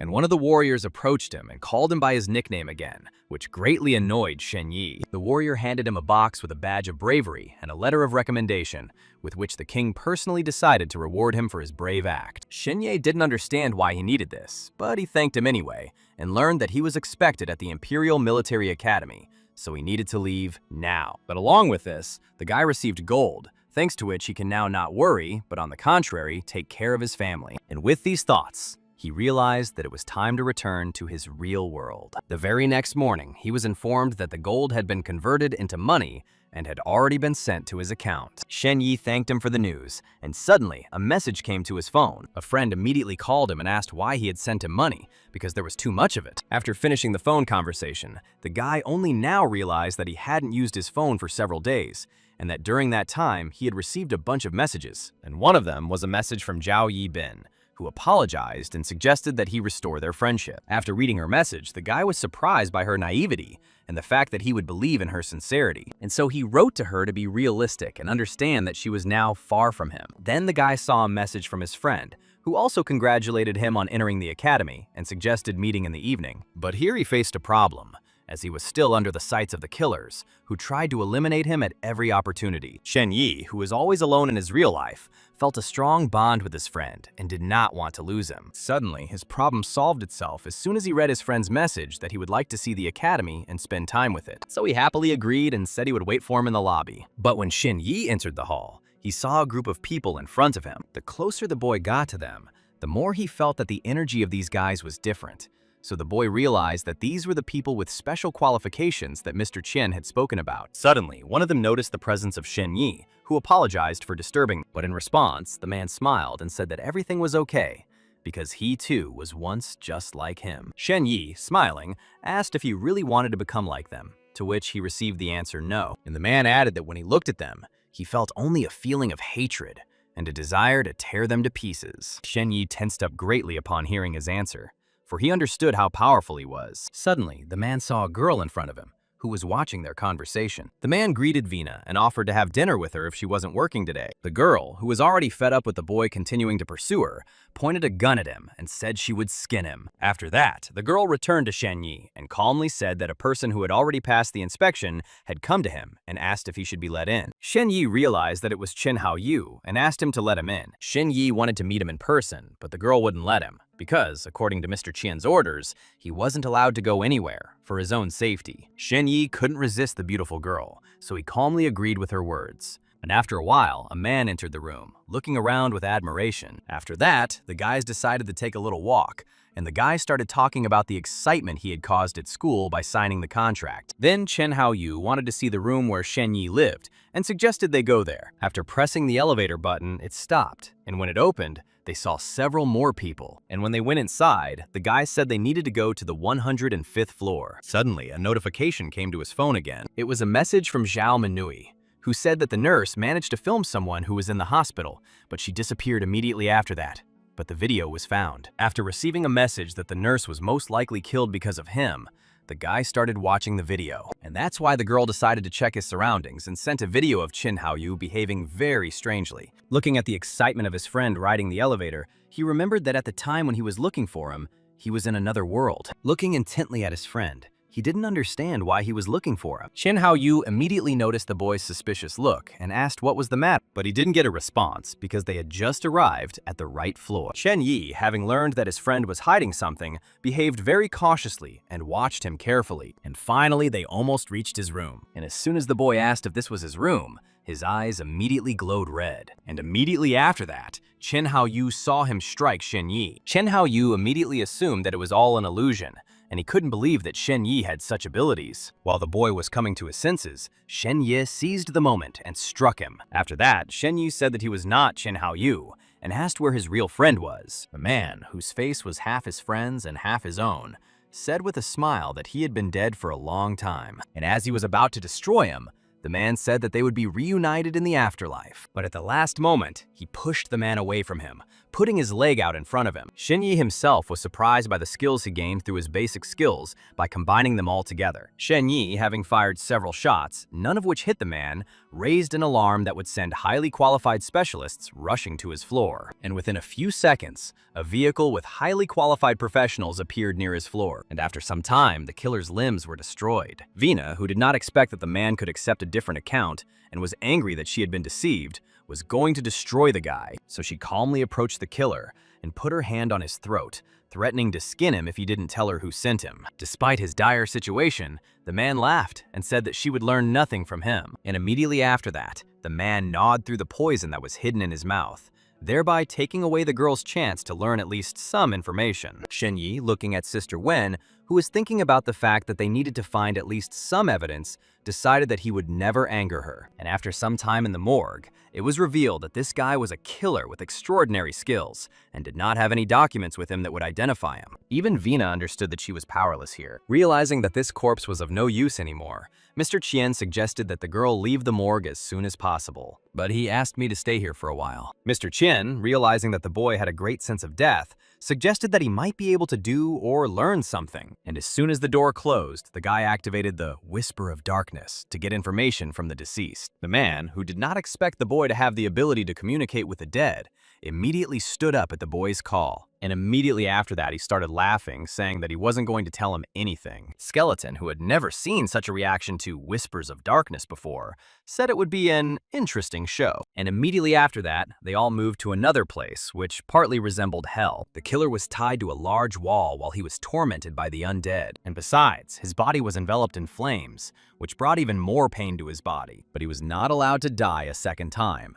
But on the contrary, despite the fire, his body and muscles were restored. The skeleton, captivated by this spectacle, said that anyone who refused to speak with the Whisper of Darkness would be doomed to eternal torment. Well, then he will be tormented for millions of years, and then dark spirits will continue to torment him until he tells the truth. The man, unable to bear the pain any longer, asked to stop, saying that he would tell everything. And immediately after that, they were transported back to the morgue in an instant. The skeleton did not expect the man to give up so quickly, thus disappointing him. Shen Ye, meanwhile, ordered the man to tell him everything he knew. A few minutes ago, there was a girl on the roof of the girls' dormitory. Zhao Yibin communicated with Mr. Gan, who ordered her to recruit a boyfriend, but she was unsuccessful. After receiving the message, the husband wrote to ask her to come to the hotel today. Suddenly, the girl received a call and was informed that she had received a quota for admission to the most famous high school. After this news, she thanked Mr. Gan and said that she would come without delay. Suddenly, her happiness was interrupted by the presence of Captain Law's sister, who ordered her to give up the phone. But the girl wasn't even going to do that and ordered her to get out of there. After that, the girl quickly pointed her sword at the girl's neck. Zhao Minui, who knew that the girl was most proud not of her achievements, but of her appearance, once again told her to give up the phone, or else she would cut off her nose. And without waiting for her consent, the girl snatched the phone from her hands while she was screaming about the threats. Suddenly, Shen Ye called her, saying that he had interrogated the murderer and had some information. The girl asked what exactly he had said, while Zhao Yibin, upon hearing the name of her former friend, thought that he had sent her. Without finishing the conversation, the guy ordered the man to say that he belonged to an association of assassins who said that they had been tasked with destroying him, but to make it look like it was an accident. Continuing to speak, the man said that he had killed his friend and taken his place to lure him to the hospital. But not only did they fail, but he had witnesses. So in addition to completing the task, they also had to find out why they didn't succeed on the first try. And this time, they decided to do it through the police. Shen Ye asked why they hid Captain Luo's body in the closet and asked where the real body was, to which he received an answer from the girl who said that it was found in the school sewer. This news made the boy so angry that in his anger he squeezed his phone so hard that its screen cracked. But despite all his anger, Shen Ye calmly asked who their customer was. The man replied that only the one in charge of the mission knew his name. Therefore, the next question for the guys was, who exactly was their manager? The man said that he is called the Skinner, and that he himself is one of his experiments in skin replacement, and that he is currently in the maple forest. When Shen Ye asked if he had any weaknesses, the man replied that his strength was so powerful that he couldn't even think of any, and when asked why he wouldn't personally destroy him, he replied that his reputation was so high that he couldn't get his hands dirty by killing an ordinary teenager. Otherwise, it would destroy his reputation. After that, the man added that this man had an unusual habit, and that habit was cannibalism, which didn't really surprise the girl who had been listening to their conversation all this time. And immediately after that, the girl said that she was going to meet this person, and immediately after that, she hung up, not giving the guy a chance to convince her not to do it. The man, who also heard the girl's words, laughed at them because he knew perfectly well that the killer liked to eat young and innocent girls. For his words, he was immediately hit by Shen Ye, causing several of his teeth to fall out. Meanwhile, there were residents at the 5-star hotel in the Maple Forest. At that time, the person in charge of the order regarding Shen Ye was eating dinner. The man tasted and evaluated his victim's food. The girl sitting with him said that the Bloody Mary cocktail perfectly complemented this taste. She turned out to be the same nurse who had become a witness, who had now become part of the man's meal. Suddenly, a notification came to the man's phone. After apologizing to his interlocutor, the man read that he had received another order, but this time they asked him to take care of it personally. The man wasn't going to just take on the matter personally and asked his interlocutor what he would offer him in exchange. As soon as the man received the message that he would give him a girl in exchange, he immediately laughed at his message because his standards were very high. But as soon as he saw the girl's photo, he immediately changed his mind. He was already mentally imagining what he would do with this beautiful, innocent lamb. Therefore, the man, already dreaming about her, immediately agreed to the order. Realizing that he had little time for today's date, he realized that he needed to prepare a lot. The man thought as he walked that he needed to change something about himself. Suddenly, he remembered the most important thing: looking at his interlocutor. After wrapping her in threads, he apologized and said that their relationship was over. And after destroying her body to pieces, he said that he could not allow her to upset his guest. Meanwhile, Shen Ye's identity was identified, and he named the phrase through which his call can be activated. Mr. Qian really liked his phrase, "In just 10 steps, a person can die." And at that moment, a transparent racer's motorcycle appeared in front of the boy. Looking at the motorcycle with admiration, the guy listened carefully to all the characteristics about it. And the bigger surprise for the guy was that the motorcycle could fly. Coming closer, the boy said that if it were red, it would be better. And the next moment, a red motorcycle stood in front of him. Because thanks to the motorcycle's new body, which was made of dragon material, it could change color. The guy was satisfied, but he would like to master the technique of wielding a sword, to which the man said that he was very dangerous now, so he got a motorcycle so that he could escape quickly. Shen Ye suggested that if Kunlun thought the situation was dangerous, he knew who was going to kill him. The man replied that even if he knew, he definitely wouldn't interfere in such nonsense. He had to monitor the security of civilization, and only if they needed the guy could he share information with them. Shen Ye immediately fell silent, as he had long since realized that if a person has no value in this world, then no one cares whether they are alive or dead. And immediately after that, he thought about how Xiao Minui was tearing off his skin. After that, the man told the boy not to go anywhere and that his floor would be locked, so no one could come to him, and added that he would take him to the exam tomorrow. Meanwhile, the girls had already arrived at the hotel where Zhao Yibin was supposed to meet Mr. Gan. Zhao Yibin didn't want to take the girl with her, but she had no choice, and now she could only hope that Mr. Gan wouldn't get angry. As soon as Zhao Minui approached the hotel, she immediately felt a rich, murderous energy that was very carefully concealed. The girl was troubled by the fact that the girl was given pills and means to improve her strength, and also helped her enter the most prestigious school under a preferential category in order for her to turn her classmates against Shen Ye. And besides, he had already signed an agreement with the organization, so her mission had failed. But she didn't pay attention to it. The girl understood perfectly well that she was just an ordinary young girl from a poor family who had traded everything she had for a deal that would yield nothing good. After that, the girl offered her 2 options, the first of which was that she would wait outside until she finished and become her witness, and the second that she would leave immediately and they would pretend that they were strangers. Angered by the words, the girl silently headed towards the hotel. At that moment, Zhao Minui had already prepared her sword for defense. Meanwhile, Zhao Yibin had already gone inside and was about to meet Mr. Gan. The man immediately approached her and handed her a flower, saying that she was the most beautiful girl he had ever met. Zhao Yibin, not expecting him to be like this, as he was completely different online, thanked him for helping her get into the most prestigious school. After that, he told the girl not to worry about Shen Ye, as he would take care of him himself. And at that very moment, they passed by an open window from which a strong wind was blowing. The man gave the girl his jacket so she wouldn't freeze, and immediately felt the energy of the sword coming from outside, directed at him. Realizing that someone was hunting him, the man decided to speed up the process and told the girl that he would recommend her to the 3 best universities in the world. The girl already imagined how she would study at the best school and meet famous people. This was so unattainable for the girl that she asked if he was telling her the truth, and to dispel her doubts, he immediately gave her a phone so she could enter her details. And immediately after that, the girl received a message that she had been granted the right to participate in the entrance exam to the 3 best universities. She was so happy that she hugged her husband and cried. The man, who had to hurry, decided not to waste time and kissed the girl. After that, the girl was wrapped in threads, just like the girl who had dinner with her husband. While the girl was under the influence of her husband, he couldn't help but admire her. Suddenly, a loud noise was heard in one of the hotel buildings. Zhao Menhui, approaching Zhao Yibin, who was standing still, realized that she was late. She expected her husband to understand that she had the will of the blade and be more restrained.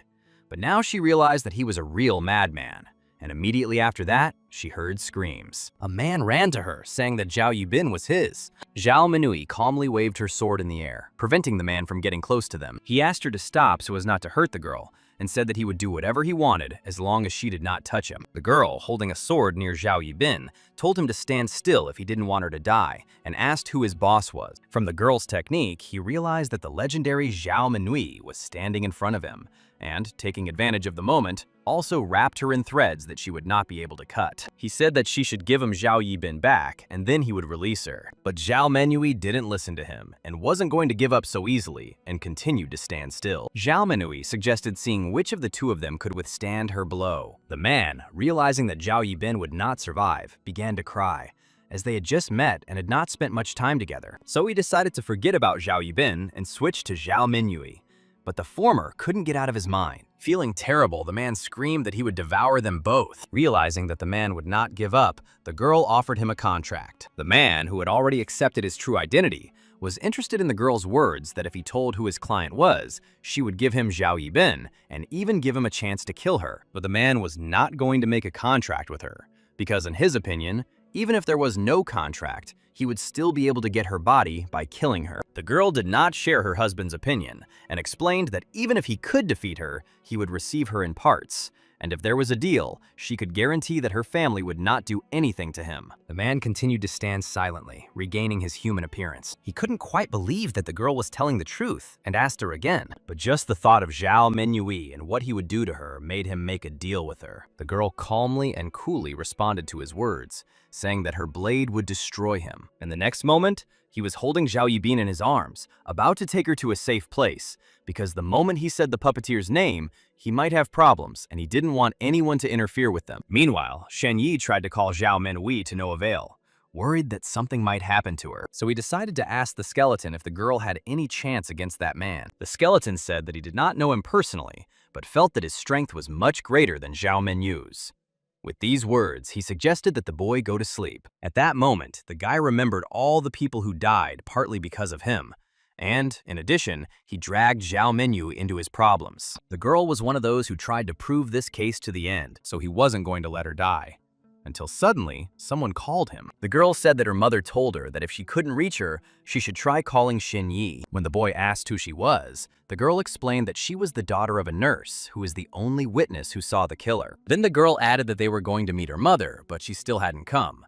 And then the guy decided to go to her. At first, the guy put his motorcycle in the storage room, despite the skeleton's words, who wanted to stay at the headquarters because it was very safe and comfortable there. While Shen Ye was preparing for the journey, the skeleton tried to dissuade him, because when he dies, he doesn't know what will happen to him. After that, the guy went out onto the balcony of the 105th floor and he won't be able to escape from here. Assuming that Shen Ye was going to escape on a motorcycle, the skeleton warned that it would cause a lot of noise. And immediately after that, the skeleton finally realized that the boy was going to jump off the roof. Shen Ye, meanwhile, silently stared at the starry sky. In the next moment, he calmly jumped off the roof despite the skeleton's words. In a few seconds, the boy created a gate in front of him, preparing to jump through it. In the next moment, he was in the corridor, which was at the gate. Then he found himself back in his own world, as he opened the gate at a safe height, using the horror world as an aerial platform to avoid crashing. Repeating this over and over again, he created numerous points of support in the air, and eventually he entered the goal one last time. When the boy finally landed on the ground, he struggled to keep his balance as the skeleton screamed at him again. After that, he took out his motorcycle, preparing to go on a trip. But before using the motorcycle, he needed to enter a password, which he had already done. And the next moment, he was racing through the empty city roads at incredible speed. And in a few minutes, he arrived at the place where the girl was waiting for him. In front of him, he saw a little girl who was going to look for her mother because she was not answering her. While the boy was trying to call the police to no avail, the girl asked if her mother was even alive, and the boy didn't know what to tell her. Upon learning that her father had died long ago, he said he would take her to a safe place and try to find her mother himself. After that, he ordered the artificial intelligence, which was installed in the motorcycle, to take the girl to a safe place and then return to him. Despite this, the girl herself was scared and said she wanted to go to her mother. But after he said he would try to find her mother while she was in a safe place, the girl calmed down. So, with tears in her eyes, she agreed to wait for him in a safe place. And as soon as the girl left, the skeleton began to tell him not to engage in delusions, since he would not find her mother, and the girl would become a burden to him. Shen Ye knew that her mother died because of him, and told the skeleton, who thought he was too kind. The skeleton asked the boy if he sensed anything strange in the area. Shen Ye, who was busy with the girl, really didn't notice anything until he heard the skeleton's words, and immediately realized that there was no living person here. Suddenly, they heard the sounds of battle from the maple forest, where Zhao Minyu should be now, and realized that they could not wait any longer. After that, the guy ran to the hotel, telling the skeleton that he had warned him about the danger. Upon entering, the first person the guy saw was a dead receptionist who asked if he had booked a room. Taking out his weapon and activating his skill, he asked the girl how she died and what they were doing here. The girl calmly told him that the owner had killed them to satisfy his desires and control their souls and order them to do terrible things. When asked why they didn't attack him, the girl explained that they were set up like puppets, and therefore, until there was an order, she wasn't going to do anything. When he asked who else died here besides her, the girl said that everyone did, and as bloody tears began to flow from her eyes, she said that all the people in that area were dead. This surprised the boy so much that he even froze for a few seconds. Suddenly, the boy heard someone struggling on the roof, and realizing that this was his chance, he quickly ran towards the sounds of battle. He tried to find where this was happening, and kicking down the door, he was surprised by what he saw next. In front of him, he saw a room filled with bodies, and according to the skeleton, it was one of the smallest such rooms. Having activated the Whisper of Darkness, he asked people if there was anyone alive here. While everyone answered that they didn't know anything about it, one of the girls said that she knew him. It was the same nurse who was on duty at the time. Shen Ye apologized to her because he knew she died because of him. The girl didn't care about it anymore because she was already dead, but she still asked him to avenge them. Shen Ye told them not to worry and promised that he would do it, adding that he would take care of her daughter. The words about his daughter really impressed the girl because she didn't understand who he was talking about. Shen Ye, tensed by her words, said that she had called him and asked for help. At the same moment, a whirlwind of debris appeared in front of the boy, covering the nurse's face. Meanwhile, a powerful explosion occurred in one of the buildings. The skeleton explained that the building collapsed due to an explosion upstairs. Then the skeleton added that one of the people upstairs had very weak energy, and it was this person who was approaching them. Shen Ye really had a similar feeling, so to protect his body from hitting the ground, he put out his arms. And the next moment, Zhao Mengyu fell unconscious into his arms. For a moment, the girl opened her eyes and didn't expect to see Shen Ye here, so she asked him what he had forgotten here. Hearing his answer that he had come to save her, the girl called him an idiot because he had very little strength to overcome him. The girl, who had been hiding her true power all this time so that her husband would be seduced, never expected this boy to come to her aid. So she was going to say something to him, but she didn't have time because she got hit on her cheek. He immediately apologized to her and said that he had no other choice. Otherwise, she would find out how he traveled the worlds. Meanwhile, the man walked through the rubble and tried to find Zhao Minui. Assuming that the girl wanted to play hide and seek, The man decided to follow her rules. Continuing to hold the girl, the boy asked the skeleton among his junk to find weapons and armor for the girl. And as soon as they landed in another world, the boy, seeing the clothes, was surprised by the rabbit costume. When asked where he got such a suit, the skeleton replied that he took it from a dead man. Suddenly, the men who were nearby heard cries for help. Upon entering, the men immediately turned to him, knowing his last name. After that, he laid the girl down, who was unconscious, and asked to help her. Shen Ye, remembering that medicine is expensive for people, handed them the funds donated by Prince Lane. Seeing the emblem on the bag, the man asked if this was the money that had been allocated for education. Shen Ye, without any time, told the men who continued talking to shut up and help the girl. After that, the men said they would do everything possible to cure her and stood in a circle around the girl. While watching the treatment help her, the boy saw a message saying that he had donated his money to save his friend, for which he received a new nickname, the Immortal. Suddenly, men approached him, calling him by his new nickname and saying that the treatment was complete. One of the men said that because they used the best medicine, her recovery was very rapid and she came to her senses within minutes. When Shen Ye was about to return to his main world to wake up the girl there, the men looked after him and thought that she was his girlfriend because he had spent so much money on her. After some time, the girl began to come to her senses, and seeing Shen Ye in front of her, she sharply pointed her sword at his neck and asked what he had done to her. Shen Ye, not reacting to the sword in any way, said that it was a special technique that only worked when a person was unconscious. Xiao Mingyue, who had not noticed any changes in her body before, realized that her wounds had indeed healed. She apologized for misunderstanding him, and the guy apologized for hitting her. When asked if she would continue to compete with that guy, the girl answered yes, because with the help of the healing technique, she had become much stronger. Shen Ye really saw that another one, Sufferer, had been added to her characteristics. Then the guy reminded her to find out who I was as a puppeteer,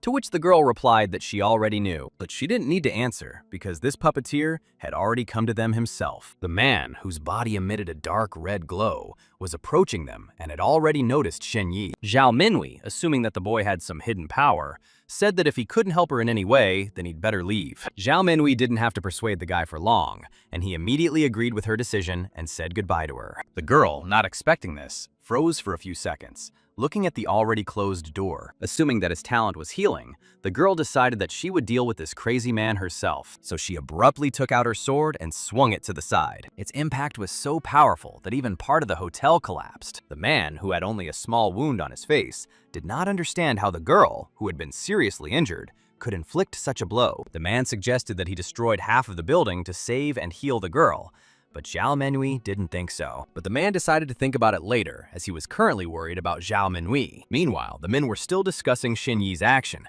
understanding that the emperor was very fond of him. One of them said that he did not take all the coins, but gave some to his girlfriend, and also gave her a blessing of strength for 3 hours to express his respect for them. This news greatly surprised the other men, because each of them gave the girl a different blessing, without saying anything to each other. And in the end, they realized that this girl had gathered all the blessings, and now she had reached the peak of her power. But the problem was that all the blessings together could only be used by royal families. Otherwise, it was illegal, and the men could only hope that no one would ever find out about it. Meanwhile, Xiao Mingyue was once again wrapped in silk threads. She had already noticed that his strength, compared to the strength from the very beginning, had become much stronger, and she did not understand how he was able to increase it. She was also concerned about a sound that had been making since the beginning, and she assumed it was somehow related to his increasing strength. Suddenly, as she approached the door, she heard the sound getting louder, and she realized it was coming from there. Opening the door, the girl saw the bodies of people who were making these strange sounds. Suddenly, a man appeared in front of the door and slammed it shut with such force that it cracked. He said it was his gift to her, and they were singing for them. And getting down on one knee with an engagement ring,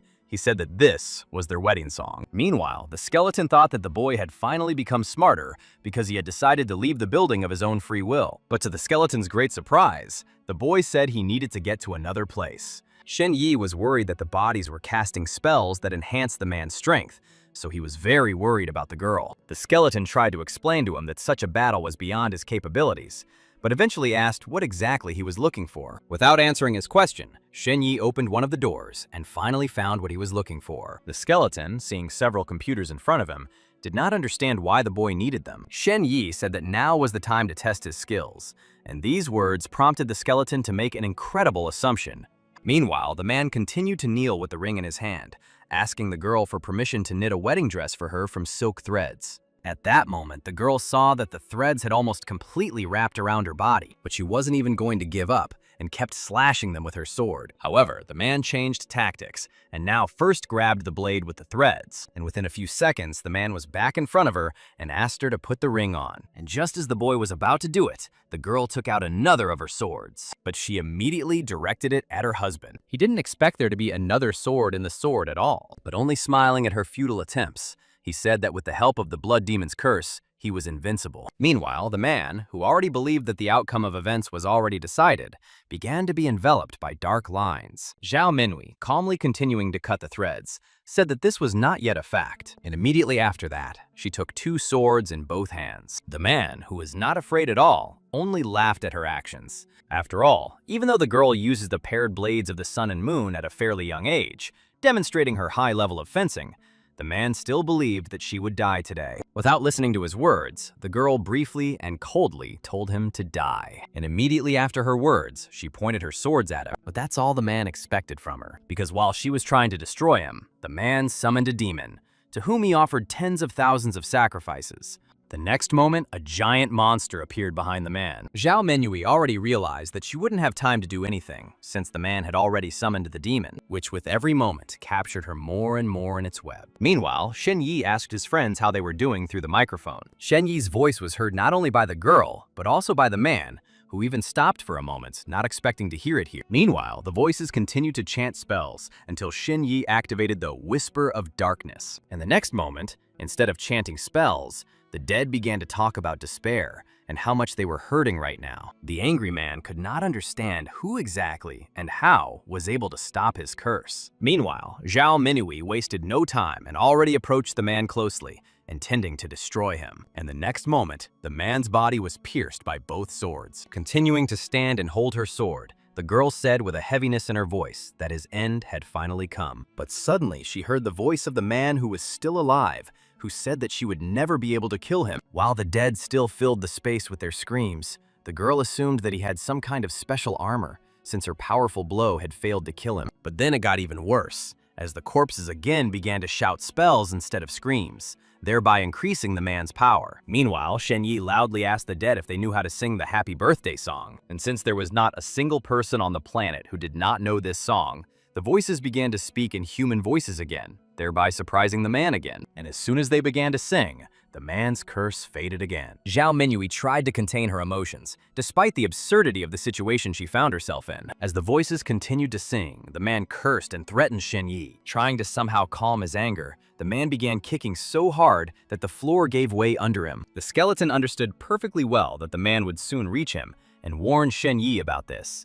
Shen Ye himself understood this perfectly, so he asked the voices to sing their favorite songs at the end. And at that moment, he began to run away from the man who was still strong and could easily destroy Shen Ye. But unfortunately, he saw it rapidly approaching him. And just as the man was about to destroy Shen Ye, a blue beam from Xiao Menyu's sword appeared between them. While the girl told the boy to run away when she tried to stop him, he couldn't help but marvel at the girl's talents and speed. The man, tired of the situation, said in a calm voice that if he dared to run away, he would simply destroy his parents. While the girl told the fleeing boy not to believe his words, the man continued to say that he would eat them right in front of his eyes. And while the man continued to say what would make him with his parents, the boy showed him the middle finger. After some time, having found a more or less safe place near them, the man walked and thought about what he should do. The skeleton at that moment tried to calm the boy down, because he understood perfectly well that if the boy had at least some techniques, he would have a chance to take part in the battle. Otherwise, he would simply be destroyed. Shen Ye, realizing that the skeleton was completely right, asked if he could take its body and become it and defeat the man. The skeleton said that he was already too weak for this, and besides, he was very badly injured and had not yet recovered, so he advised the boy to find a way to escape. Shen Ye, upon hearing his words, said that then they could talk about another matter. Remembering that they had a deal, he suggested that the skeleton sign a new contract. Holding the ring in his hand, he said that he would help him regain his strength, and in return, he would help him defeat this monster. The skeleton, remembering how he himself told the boy how difficult it was to cure people like him because it took a lot of people, suggested that he wanted to use the people in the hotel. When the boy asked if there would be enough dead people to cure him, the skeleton replied that for this to happen, they would need to sing a sacrificial song. but he did not have the strength to force them to do so. And the skeleton added that as soon as the man realized what he was trying to do, he would try to stop him. The skeleton, worried about what would happen to him after the boy's death, asked if he really wanted to die, to which the boy replied that if he did die, he could use the magic of the dead to turn him into his slave, to which the skeleton happily agreed. And finally, after discussing all the conditions, they concluded a contract between themselves. After that, the man asked to be told what exactly needed to be sung to the dead person in order to cure him. But the skeleton was unhappy that Shen Ye was going to use a recorder with a recording of his sacrificial speech to cure him. But in the end, the skeleton's desire to be cured won out. So he agreed to the boy's terms. And having already run out of the room where he was hiding, he again turned to the dead and asked them to sing word for word what he would now ask. And the dead, who could not help but succumb to the whisper of darkness, began to sing. And this was immediately noticed by the man, whose strength was weakening again due to the lack of a spell. And when the recording was over, the guy suggested that the spirits say it again, but together. Meanwhile, the man really didn't like that Shen Ye was able to control corpses and decided to end him as soon as possible. The skeleton, happy that he would soon recover, warned the boy to try to avoid the skin ripper, or he would try to stop him. So while the corpses continued to sing, the skeleton advised the boy to run to the top of the steps, where there was a cluster of spirits. But to Shen Ye's great surprise, he saw that the man was already approaching him. He wanted to destroy this guy who was bothering him so much at all costs. But, as usual, Zhao Minhui stood in his way. Therefore, taking advantage of the moment before the voices cast spells and increased the man's strength, she tried to hurt him again. What bothered her was that the man was crazy about killing Shen Ye, but the girl was unable to stop the man, who was rapidly approaching Shen Ye with the help of blows. And when he finally reached the door,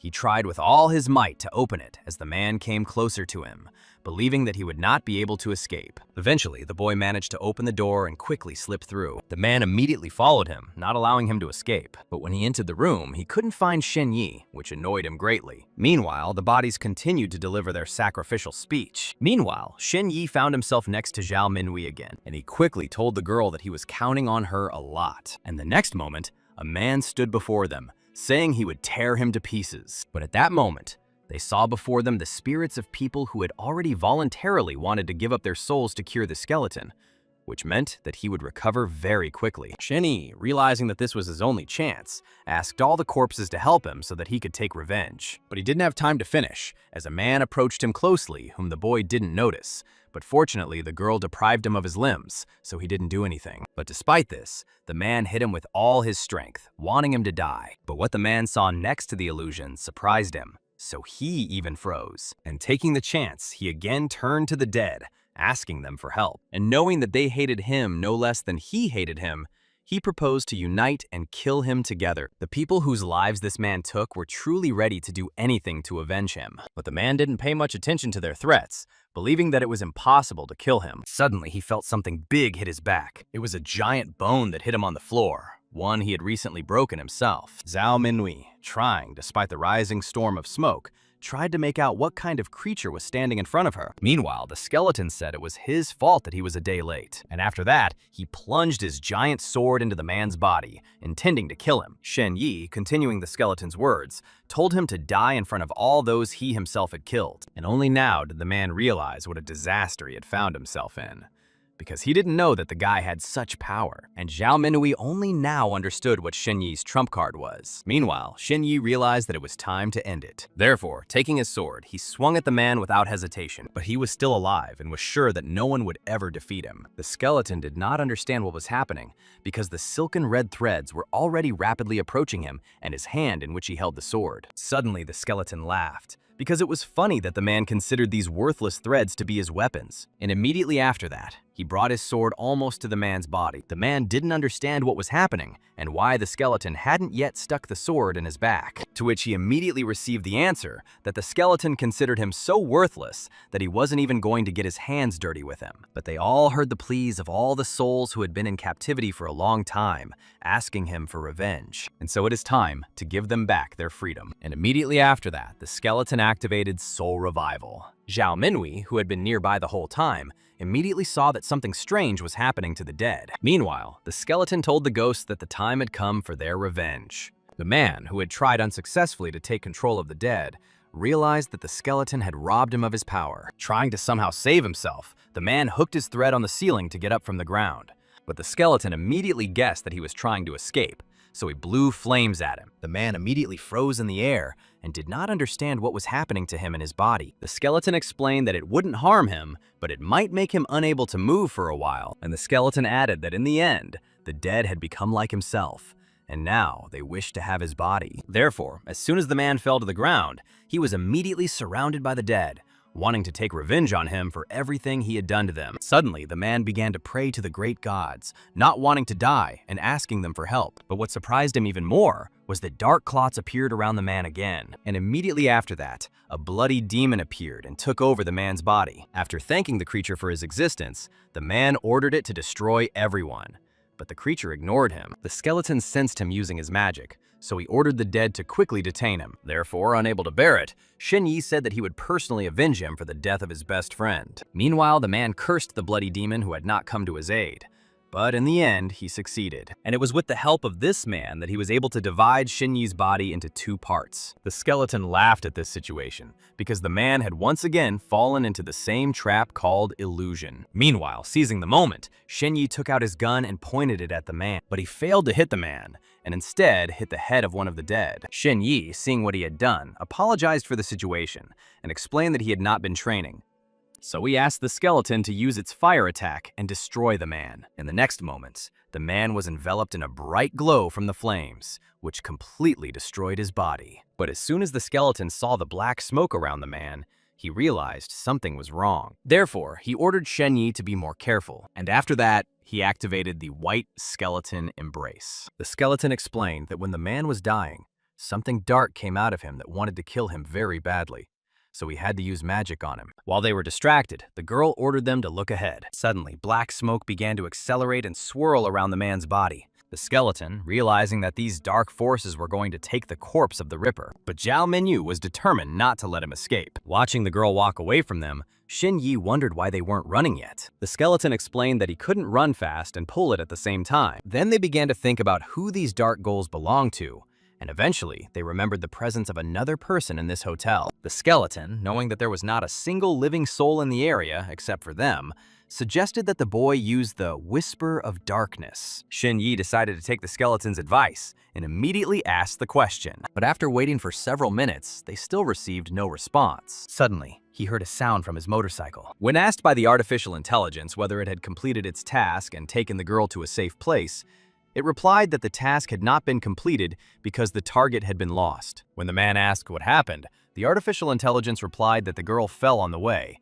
then disappeared, and he was unable to find her. The skeleton, realizing that this girl was not so simple if she was able to jump off the motorcycle while it was traveling at high speed, once again told the boy not to help strangers. Suddenly, the guy received a message from Zhao Minyu that she had received information about the rapist. Shen Ye, having time, decided to immediately review what the girl had sent him, and when he looked, he couldn't believe his eyes. In the video, he saw a girl who was asked what kind of guy she wanted to see next to her, since she would soon turn 18. Suddenly, the girl remembered that once upon a time, they had gone to the Shen family for New Year's Eve, where they were attacked by a dog, and Shen Ye protected them. And turning around, she said that if she had a boyfriend, she wanted him to be exactly like that. After that, the video cut off and people's faces were not visible, only voices. One of those present suggested dealing with this girl so that she would not seek a meeting with Shen Ye. The girl's father ordered to deal with Shen Ye because he did not want him to be with his daughter, so he asked to hire someone to make it look like a suicide. And even when the video ended, Shen Ye continued to stare motionlessly at the phone screen. Shen Ye had thought many times that he might be killed because of his family, because of his parents' secrets, or because of his family's enemies. But he could never have thought that the reason would be so stupid. Suddenly, he heard thanks from the dead. They were all grateful to him for helping them kill a demon they would never have been able to defeat on their own. Shen Ye hoped that all these people would be successfully reborn and live a happy life. And Shen Ye added that one day, he would find the strength to find the customer and take revenge on him for all of them. After all, right now he was so weak compared to Zhao Minyu that he had to drag a skeleton behind him to always protect him. Suddenly, one of the men approached him and personally thanked him for his revenge. All the people asked him to find the customer and still thanked him for what he did for them and will protect him in hell. And within a few seconds, when he stopped the action of the Whisper of Darkness, all the bodies fell to the ground. And after a while, Shen Ye saw Zhao Minhui return. She immediately asked the boy what kind of shadow it was, which she had never been able to catch up with. She assumed that this was somehow connected to the disaster that could easily have destroyed an entire city and its inhabitants. But what worried the girl even more was that the shadow had the same energy as his skeleton friend. Trying to change the subject, Zhao Minhui thanked the boy for the strength he had helped her gain, which would allow her to improve her skills. Shen Ye, not knowing what to answer her, decided to ask about the video she sent, because he still didn't understand everything. Zhao Minhui immediately started to worry when it came to the video, because she didn't know where to start. She couldn't tell the guy everything because the situation was too complicated, and it was better for them not to interfere. But Shen Ye was determined to find out who these people were. However, the girl, ignoring his question, said that he had better go now, and promised that she would not tell anyone that he had been here. However, under pressure from the boyfriend, Zhao Minhui admitted that they were the children of influential people about whom she knew nothing. But Shen Ye did not believe her words, because he knew that she was also from a famous family and had some influence. The girl continued to stand her ground, arguing that their families were very different, despite the fact that they were both aristocratic. But Zhao Minhui immediately added that they would be punished for this. But the girl herself didn't like it, because this punishment meant that their parents would scold them, and maybe their family would get more respect for what they had done to them. Shen Ye, unable to contain his anger, reminded her that they had killed her brother and had almost killed themselves. Zhao Minhui, who was herself dissatisfied with the outcome, could do nothing about it because the families of the people involved were much more powerful than hers. But the girl immediately added that they were lucky that the hired killer turned out to be a crazy maniac who was focused on his own pleasure, not on the tasks. And with these words, she said that all the murderers were dead, and she hoped that her brother's spirit would rest in peace. And at that moment, she said goodbye to the boy. But both of them still continued to stand motionless, with a gap between them in the form of dead bodies. However, Shen Ye decided to ask, if she had the strength to defeat these children, she would decide to do so. Zhao Minhui, upon hearing his question, initially didn't know what to answer. However, being a realist, she understood that if she even tried to do anything, her family would be immediately destroyed. And that's exactly what she told the boy. However, not receiving a direct answer to his question from her, he told her not to evade it. He reminded her that her brother, he, and all these dead people had families, friends, children, plans for life. And in one moment, it all collapsed because someone wanted to play. Zhao Minhui, trembling just at the thought of it, couldn't help herself. Meanwhile, Shen Ye, standing in the rain, continued to say that human life was worth nothing to these people, and that he himself would avenge them all and make them pay with his blood. Immediately after his words, the girl took out her sword and waved it, illuminating half of the hotel. Immediately after that, the building began to collapse, and everything around was filled with dust. But the girl continued to stand motionless, holding her sword in her hand.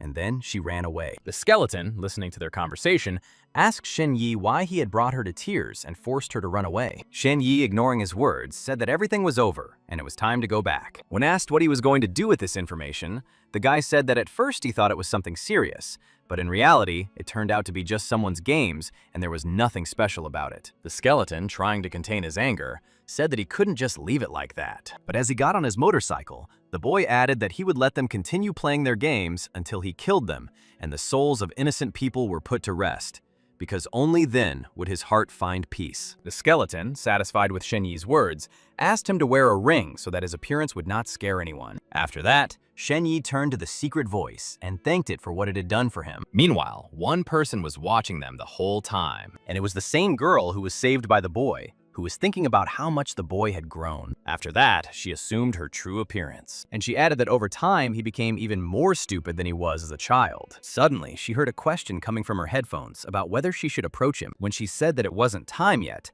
the voice said that he had saved her, and even given his motorcycle so that she could arrive safe and sound. And the voice immediately added that with her behavior, she had almost exposed him and asked what she would do if he was caught. Trying to appease him, the girl said she would treat him to something, but he immediately realized that she needed something from him. The girl confirmed his assumption, asking him to hide from everyone, especially from her sister, that she was here, as well as the traces of Shen Ye's battle. The voice reminded her of the girl who had been there all this time, but she indifferently replied that she would not betray him. The voice wasted no time in getting to work, and immediately after that, the headphones transformed into the shadow of a dragon. And in a moment, everything was done, because he really wanted to eat something delicious. Immediately afterwards, Song Chen received a message from her sister saying that she was throwing a party and told her to hurry up. But the girl, having promised her assistant Noodles, didn't even go to the party, despite the fact that she might have problems. After all, unlike her sister, she never felt comfortable at such events. And jumping down, she said that she was nothing but trash,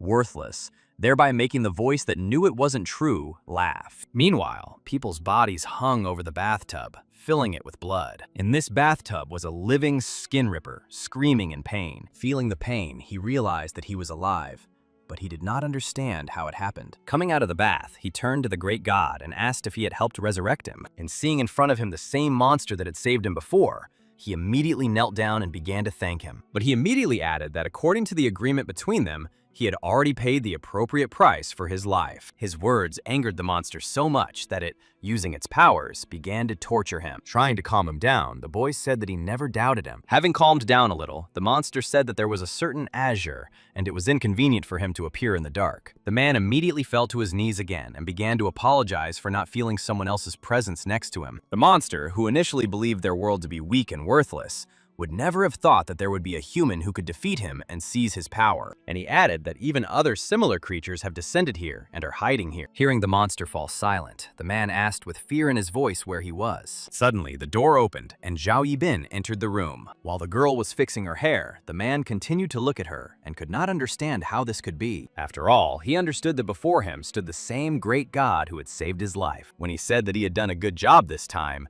the man immediately knelt before him, saying that he would always serve him. The monster calmly asked him to take him into his world and show him all the secrets. And he added that he needed that guy Shen Ye. Zhao Yibin didn't understand how the guy was able to defeat the Skinner, and added that she had been gathering this power for years, so she couldn't just give it away.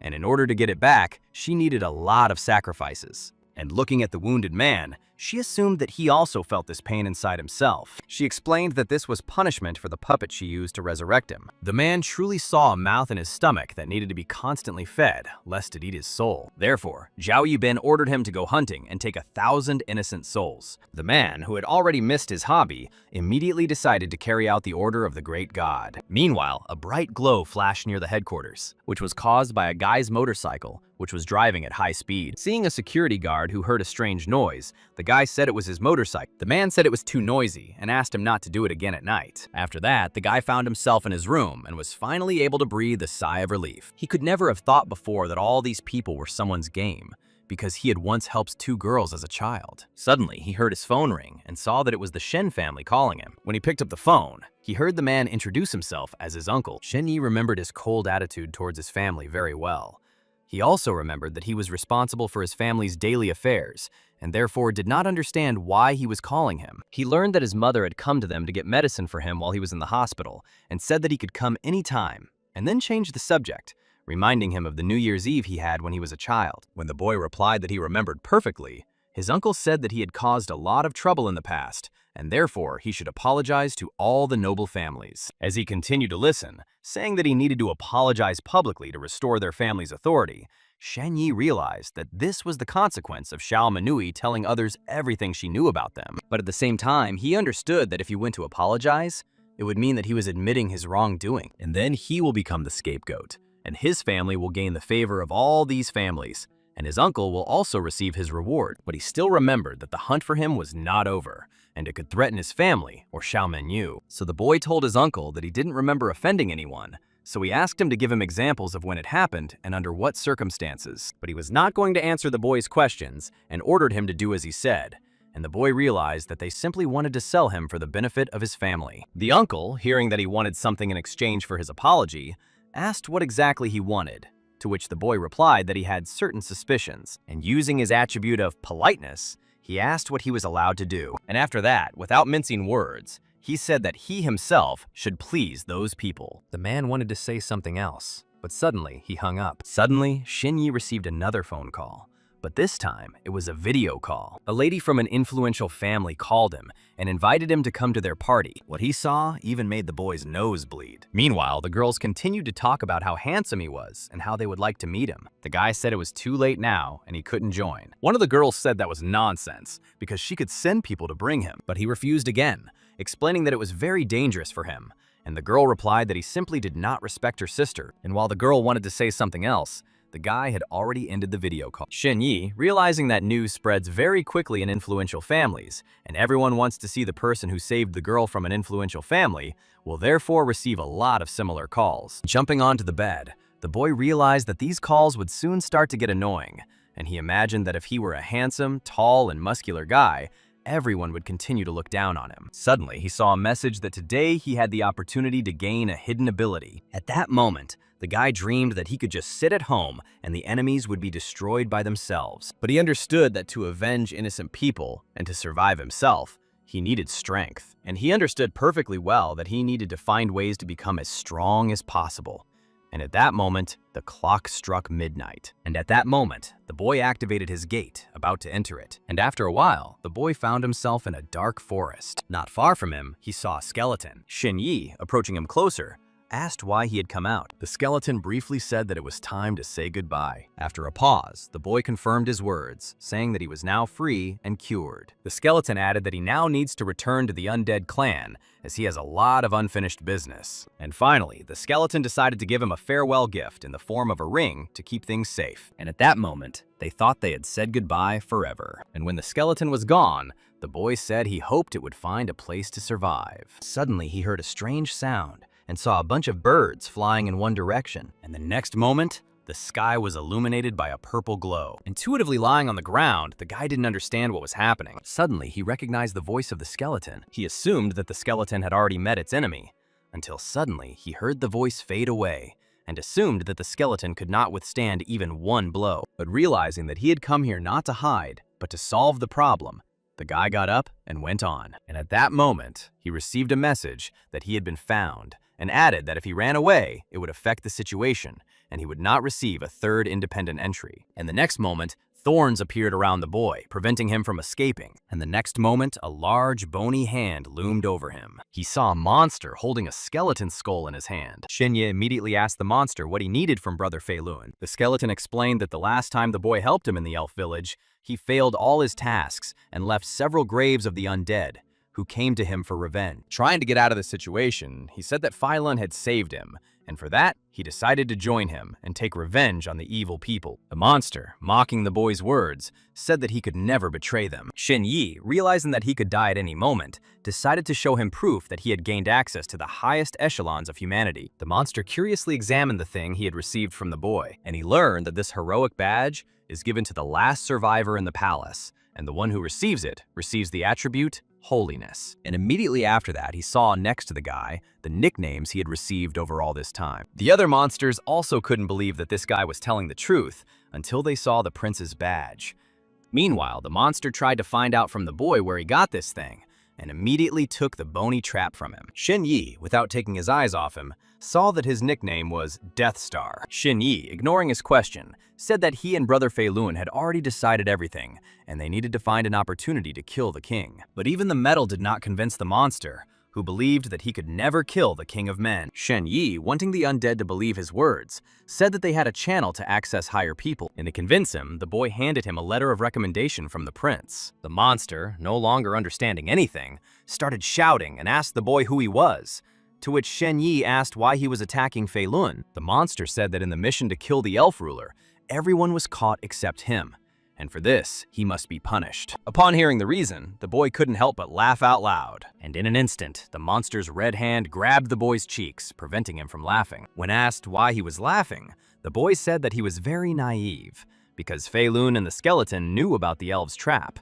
so they did not complete the task, thereby saving themselves and him. The skeleton, supporting the boy's words, said that there was no leader in the village, but instead, a high priest of the elves sat in his place. And to dispel the monster's doubts, he told them to check it out for themselves, because all the people know about him and that he visited the elves. The monster was so surprised by the words he heard that he let the boy go, because he couldn't believe that he was so famous among humans and elves. Meanwhile, the other undead were surprised that Fei Lun didn't know about the elves' trap for them. Therefore, after some time, the monster ordered one of his subordinates to check this information, and, turning to the boy, said that if it was a lie, he would die the most horrible death. After all, he wasn't going to believe his words that some boy who had become very famous could destroy all of humanity. Shen Ye, continuing to uphold his legend, confirmed his words and said that he had survived the day the tribe was founded. The monster, who didn't understand what he was talking about, asked what kind of day it was. Shen Ye said with a serious expression that he was the only person who was able to survive the development stage while showing his strength. The evil spirit continued to stare at him silently and in surprise, and trying to pretend that he understood everything,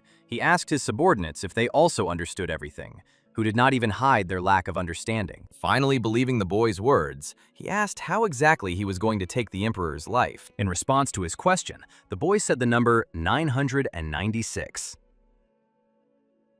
And the evil spirit again didn't understand anything, so he told the boy to explain in more detail. He began to explain that you have to come to work at 9 o'clock, leave work at 9 o'clock at night, have a break for lunch and dinner of less than 1 hour, a total working time of 10 hours, and this happens 6 days a week. The monster, realizing how difficult and time-consuming it was, said it was very cruel. Shen Ye said that he then felt a 007 on him. The evil spirit listened with fear on its face as the boy worked from midnight to midnight, 7 days a week without breaks. Moved by the boy's story, the monster even decided to hug him. The monster, who perfectly understood what he had to go through, told how he was able to cope with all this horror. Continuing to be an actor, Shen Ye talked about a day in his life. He said that one winter day, he had only 1 box of matches with him. Suddenly, he saw a message that the monster would now promote his story, of which he had now become a part, and received the nickname, The Boy Who Sells Matches. Shen Ye, who couldn't accept the nickname, The Boy Who Survived, wasn't going to wear that stupid nickname. But trying to calm down, he continued his story about how Fei Lun had found and saved him that very day, so now he would protect him for the rest of his life. And at that moment, one of the monster's subordinates came and said that everything the guy said was true. And at that moment, the other evil spirits realized that Fei Lun was right about the elves' trap and made the right choice, that he had switched to the side of humanity and helped the boy, who had gained great respect among the people. Listening to all their thoughts, the monster realized that he would not be able to carry out the execution order, because then gossip would start that he did not respect the merits of the warriors, so he could not punish Fei Lun. But on the other hand, due to his actions, only the head remained of the skeleton, and in order to restore its strength, a lot of expenses were required. But the monster was not going to spend its savings, so he decided to praise him, saying that he was a brave warrior and decided to give him a medal for it. And turning to Shen Ye, he said that from now on he would be called the Boy Who Sells Matches, to hide his other nickname, the Boy Who Survived. And after these words, the monster smiled and added that he was proud of them. After that, the evil spirits were about to go and report all these events to the top. And in the meantime, Shen Ye could not believe that they would leave Fei Lun in such a state, but they were no longer even visible. To which the skeletons said that evil spirits were usually eliminated in this state. But fortunately, the skeleton still had some strength.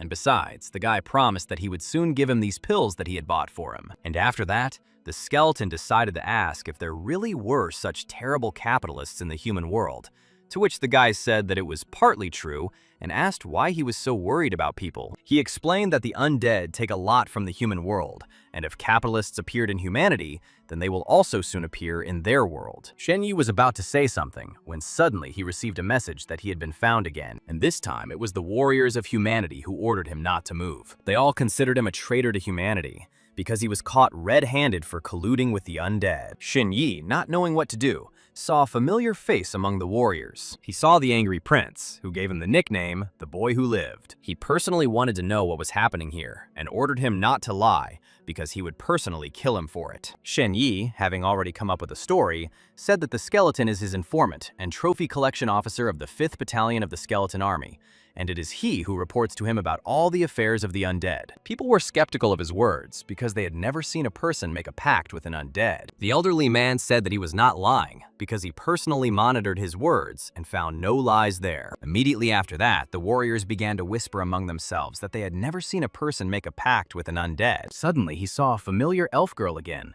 who asked if he was really receiving information about the undead from the skeleton. And upon hearing his answer, the girl said that she believed his words because she felt his soul was filled with emotions of anger and firm faith, so he could not be a puppet of the undead. After that, the prince turned to the skeleton, asking why he had made a treaty with him. But Shen Ye answered instead, saying that he had been treated unfairly by the undead. The skeleton, trying to support the boy's words, said that he had survived 996. The prince, as well as the monster, a few minutes ago, did not understand what this number meant. The skeleton said that he was treated unfairly, and that perhaps people don't even suspect that capitalists also live among the undead. And he decided to explain that he was just a poor undead, lacking the means of production and tools for enrichment. So he was forced to transfer his labor power to the owners of the means in order to somehow survive. The old man confirmed his words again, saying that the undead do not die or get tired. So for the manufacturer, they are the best objects to work with. Having figured this out, the prince returned to the number 996 and asked again what it meant. And the skeleton relayed all the words Shen Ye had spoken to the monster. The prince, listening attentively to his story, also said that it was very cruel, and then he added that he even survived 007. And after people heard what this number meant, they felt even more sorry for the monster, because they felt very sorry for him. The prince could not stand it and decided to support the skeleton, whose eyes were already filled with tears. After that, the prince asked how he understood him and asked how he managed to survive. The skeleton, with tears in his eyes, continued to talk about what the boy had said a few minutes ago. He also said that when he was able to escape, he met a boy selling matches. Shen Ye, upon hearing this, told people not to pay attention to these matches, realizing that the nickname would become even more entrenched for him. But the skeleton decided to change the story a bit and said that the boy used the last matches to light a fire for him, thereby saving him and showing how kind people can be. And that's why he decided to resist. Immediately after that, the boy received a message that they congratulated him on the fact that his nickname was becoming more and more entrenched, along with the nickname Unbending Boy. When the prince next asked how he could prove his identity, the skeleton handed him the medal he had received from the undead a few minutes earlier. The old man immediately took it, checking it for truthfulness. After verifying that it was all true, the man explained that he was not lying. The prince was very happy about this, because he had never seen an undead unite with a human. After that, the prince approached Shen Ye and said that he remembered that after being injured, he lost his memory and could not remember his name.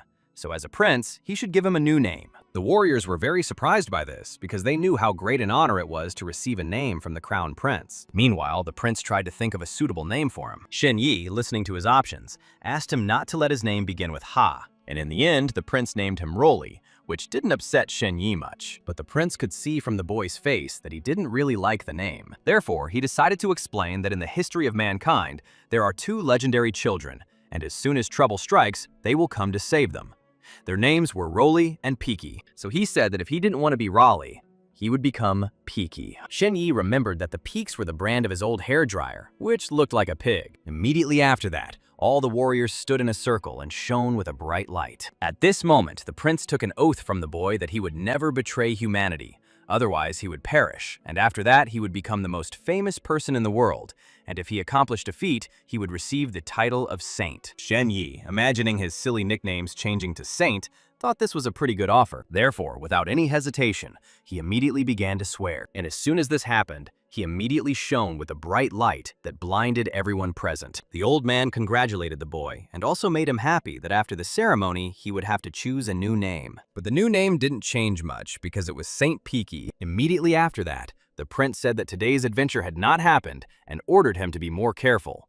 And if he performed a feat, he could ask him for anything. And after that, he handed Shen Ye the letter. He explained that this is a magical writing, and everything written on it immediately synchronizes with his writing, and in the event of an important situation, he can provide important information. Shen Ye promised to serve faithfully, and had already imagined how to use this writing. And telling the boy to be more careful, the prince ordered his soldiers to follow him. But in the end, the girl said that his name holds a great secret. She explained that according to legend, Picky's weapon could change, sometimes to something no one had ever seen before. And after that, she advised him to train a lot to master the weapon and become a true master. When asked if many people had the same name, the girl said that she knew only 5 people and that they were distinguished only by the adjectives of this word. But after that, she added that he was a special Peaky, because this name was given to him by the prince himself. And finally, after this conversation, they said goodbye. The skeleton, addressing the boy by his new name, said that they needed to go back, to which the boy said that he probably wanted to die since he called him by that name. Not understanding why the boy was angry,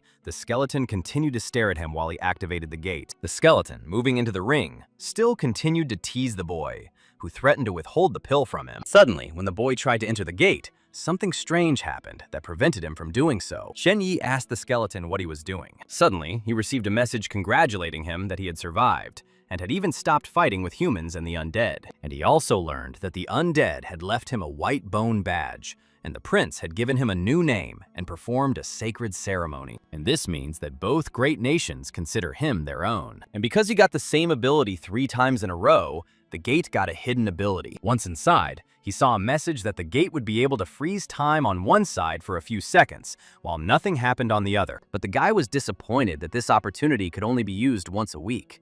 But then Shen Ye received a message that it could be improved by achieving greater success. He was immediately shown a trial version, which did not count towards his attempts. Shen Ye immediately wondered what the skeleton felt. And after that, he found himself in his room and went to bed, realizing that it was already 6 o'clock and he would have to get up soon. But just as he was about to fall asleep, he heard a knock on the door. The man introduced himself as Qian Zhushan and told him to get ready because they were going to take an exam. And after some time, the guy found himself on a flying ship that was supposed to take him to the exam site. Inside him, the boy was trying to get at least a little sleep. But here too, he failed to do this because someone called him. He saw a message from Zhao Yibing, who said that she had the opportunity to enter the best institutions and said that they would see each other soon. This news greatly surprised Shen Ye, who did not understand where she had the right to take the exam. Suddenly, he noticed that the girl looked very strange and assumed it was because she had purple hair.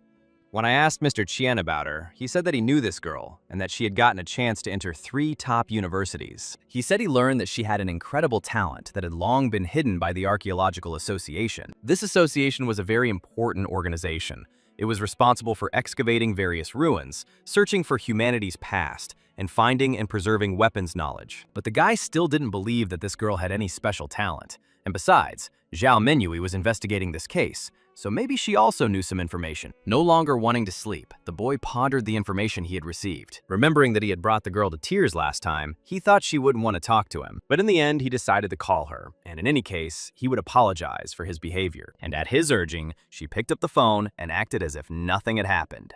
So the guy immediately asked about Zhao Yibin. But what he heard next completely surprised him, because the girl said that Zhao Yibin had already died. Shen Ye immediately said that he received a message from her that she wanted to enter the top 3 universities. Zhao Menyue said that she would also be taking the exam, and said that they would talk when they met. Mr. Qian said the exam will be in 10 hours. And finally, the girl said that he should never meet Zhao Yibin alone, because she is very dangerous. Without looking up from his book, Mr. Qian asked if Xiao Mengyu had called him. He said that the shine of Zhao Menyue's sword was seen in the sky tonight, which meant that she had made great progress in her studies. Shen Ye, surprised by the news he heard, remembered that she managed to do this with the help of the power of her patron saint. But then the guy got angry that people from rich families get access to knowledge earlier than ordinary people, and despite the fact that they are almost the same age, he still doesn't have this knowledge, unlike her. These words were confirmed by Mr. Qian, who again did not even look up from his book. Understanding this gap between them, he had no idea how he would be able to successfully pass the exam. But the man tried to calm him down, saying that despite the fact that he was not receiving any support from his family,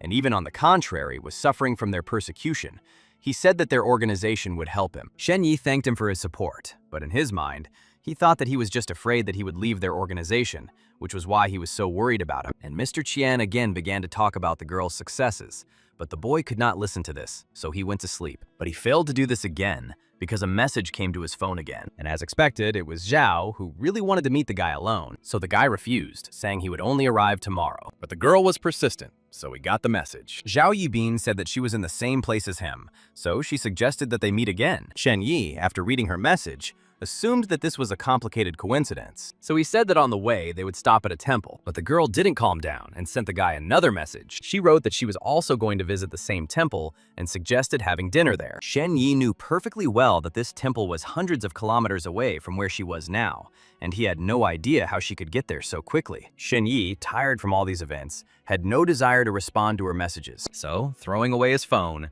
he decided he would talk to her after he got some sleep. And flying past the very temple he had spoken of, he believed that now it would do him no harm. Meanwhile, the girl, standing next to the Skinner, was still waiting for a message from Shen Ye, because she was going to get hers back at any cost. At that moment, she happened to be near the same temple that Shen Ye was talking about. Meanwhile, the boy had a dream about his childhood and his new year, which he spent with his entire Shen family. He remembered how a giant monster was chasing two little girls, and to his surprise, he, unafraid of the monster, came to their defense. But this did not stop the animal, and it attacked Shen Ye. And after a while, he found himself in the hospital, and the first ones he saw were his parents. He also mentioned that the girls made him cards as a thank you. They said it was time for them to go home, but they were very happy to spend their time with him. Shen Ye also prepared a card for them and gave it to them, and after that, he said goodbye to them as they drove away from him in the car. Suddenly, his sleep was interrupted by Mr. Qian calling out to him. He told the sleepy boy that it was time to eat. Shen Ye, thinking about the dream for the first time in 10 years, wondered what had happened to them in all this time. And after a while, when the boy saw the amount of food, he couldn't believe his eyes. So he immediately started eating everything very quickly, while Mr. Qian looked at him strangely. And after a while, having eaten almost all the food, the boy was finally full. Suddenly, a guy approached him and asked if he could finish the leftovers. And as soon as Shen Ye allowed him to eat, he immediately began to quickly finish them. When asked about the need to take care of everyone on the airship, the man explained that it was not only their organization that was traveling on it, but also other societies. Without stopping eating, the boy introduced himself as being from the United Society of Eternal Life. Meanwhile, Mr. Qian addressed the gentleman, calling his name. And as soon as the boy heard it, he immediately realized that his mentor was standing next to them. The man also recognized Mr. Qian and couldn't help but be surprised that the man took on a newcomer this year. But he was even more surprised because the man took 7 people. After that, the situation became tense, and Mr. Qian said they would go talk to him. After that, the boy called Shen Ye to show him an interesting place on the airship. He took him to a place where he could go bowling, which he offered to do. Suddenly, Ye showed him a card he had never seen before. He saw an inscription on it that in order to get a unique card, he had to eat free food from 7 other candidates. Shen Ye, still not understanding what it was, asked the boy about it. The man, surprised that he had never heard of it, put the card in his palm. And immediately after that, the same card appeared in Shen Ye's hand. Shen Ye noticed that he immediately had a task. Ye explained that once he completed them, he would be able to become a permanent member of the card set. Ye, looking at the boy's face and hearing his question about what the benefit was, couldn't understand how he had even gotten into the exam. He explained that the Tarot Tower is an arbitration body, and for this exam, this set of cards is equal to the exam assistance system they have released. And by completing the tasks, he will be able to gain unique knowledge about the exams. And the guy added that if his grade is in the middle, it will only benefit him. After all, with its help, you can not only get extra points on exams, but also get constant attention from the outside, and also gain great popularity, thanks to which you will have sponsors. Shen Ye was already looking at the map with interest, thinking about how he could complete the task. He read the first task and realized that he needed to find 6 applicants who would volunteer to participate in an event he was organizing. Shen Ye immediately started looking for these people, but suddenly came across a ventilation shaft, and he immediately had a plan that he shared with his new friend. And trying to complete the first task, he suggested that he compete with him to see who could touch the ventilation the best. Ye didn't have to be persuaded for long, so he immediately decided to try it. But unfortunately, he didn't manage to touch the ventilation. And now it was Shen Ye's turn to try to touch the ventilation. But he failed to do that either. Their screams attracted the attention of others present, who watched with curiosity what they were doing. Some of them thought they were delusional, because it was too high up and they simply wouldn't be able to reach it. But some of them were overconfident and believed that they could easily touch the ventilation. Therefore, some immediately decided to prove it to those who said it was impossible. One guy was followed by another, who took it as his own challenge. And later, several more people ran after him, but none of them were able to even touch the ventilation with their fingertips. Shen Ye, looking at their unsuccessful attempts, saw a notification come to him that he had completed the first task, and so he received a new task. And this time, he needed 12 people to participate in his event. After thinking for a while, the guy decided to say that the martial arts organization had prepared bonuses for them. This immediately interested many, so they began to listen attentively to the guy who said he would give them a free lecture so they could recognize deception. Each of them took cards with phrases that are commonly used in conversation with women and men. One of them realized that this was true because he had heard a similar phrase from his girlfriend once. Taking the opportunity, Shen Ye told them to be careful with the girls because they were very cunning. But what scared the boys the most was that the guy said they could even film them on their phones. He added that since he was a master, he already had similar experience and asked the other guys to be careful. So when they started asking him questions, he answered them confidently. All the boys gathered around and listened attentively to his advice. But after a while, the questions became too many.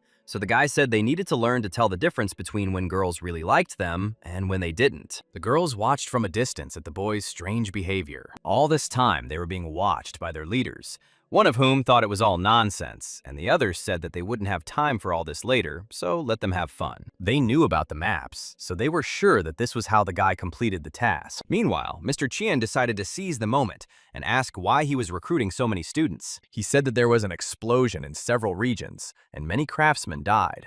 So the government decided to gather the most talented students and give them a chance to show themselves. And even if they don't succeed, they get their support. Mr. Chien was very worried about this, because children from rich families would also be there, and according to the rules, it was not forbidden to kill other students, which is why there were several accidents last year. The man replied that it was not in their power to interfere with this, so he advised him to simply act according to the circumstances. After a while, the guy went out onto the balcony to admire the view, and looking at the map, Shen Ye saw that an image of a black skull appeared. It was a spare card, which all new players get, but the guy didn't understand why he looked like a thief. The guy, who didn't understand why he needed an official rookie card, saw a message saying it would guarantee him a spot at the top 3 schools, but the total number of cards was 5 times less than the number of applicants who wanted to enter the school. Suddenly remembering that family heirlooms also have cards, he remembered one of his acquaintances. She was Zhao Menyue, and the heiress of the Luo family whose strength level was 5 stars. Shen Ye, knowing how many stars she had,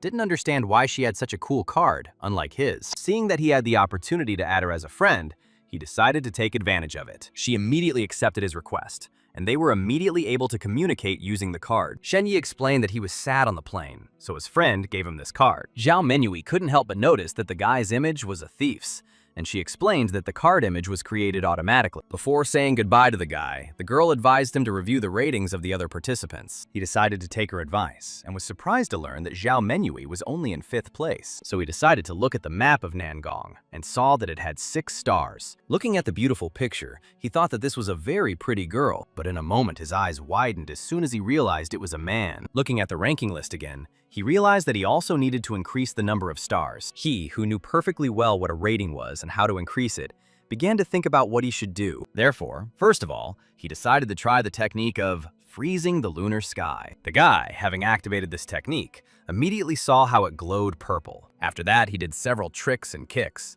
and immediately after that, the deer under the moon was activated, and the boy now glowed with a green light. He received a message that despite the flaws and uncertainties, it seemed like a long-lost technique, and because of this, he increased his rating by 1 star. And thanks to this, he became an official member of the deck, and now he has the opportunity to refuse 1 challenge per hour. And along with 1 star, his image was changed. But the guy didn't like this image even more than the last one, believing that he looked too self-confident for a star. Immediately after that, he received friend requests from his recent acquaintances, and he immediately accepted them. They were very surprised that the boy received his 1st star so quickly, and so they immediately wanted to meet him, but the guy didn't understand all the fuss over 1 star.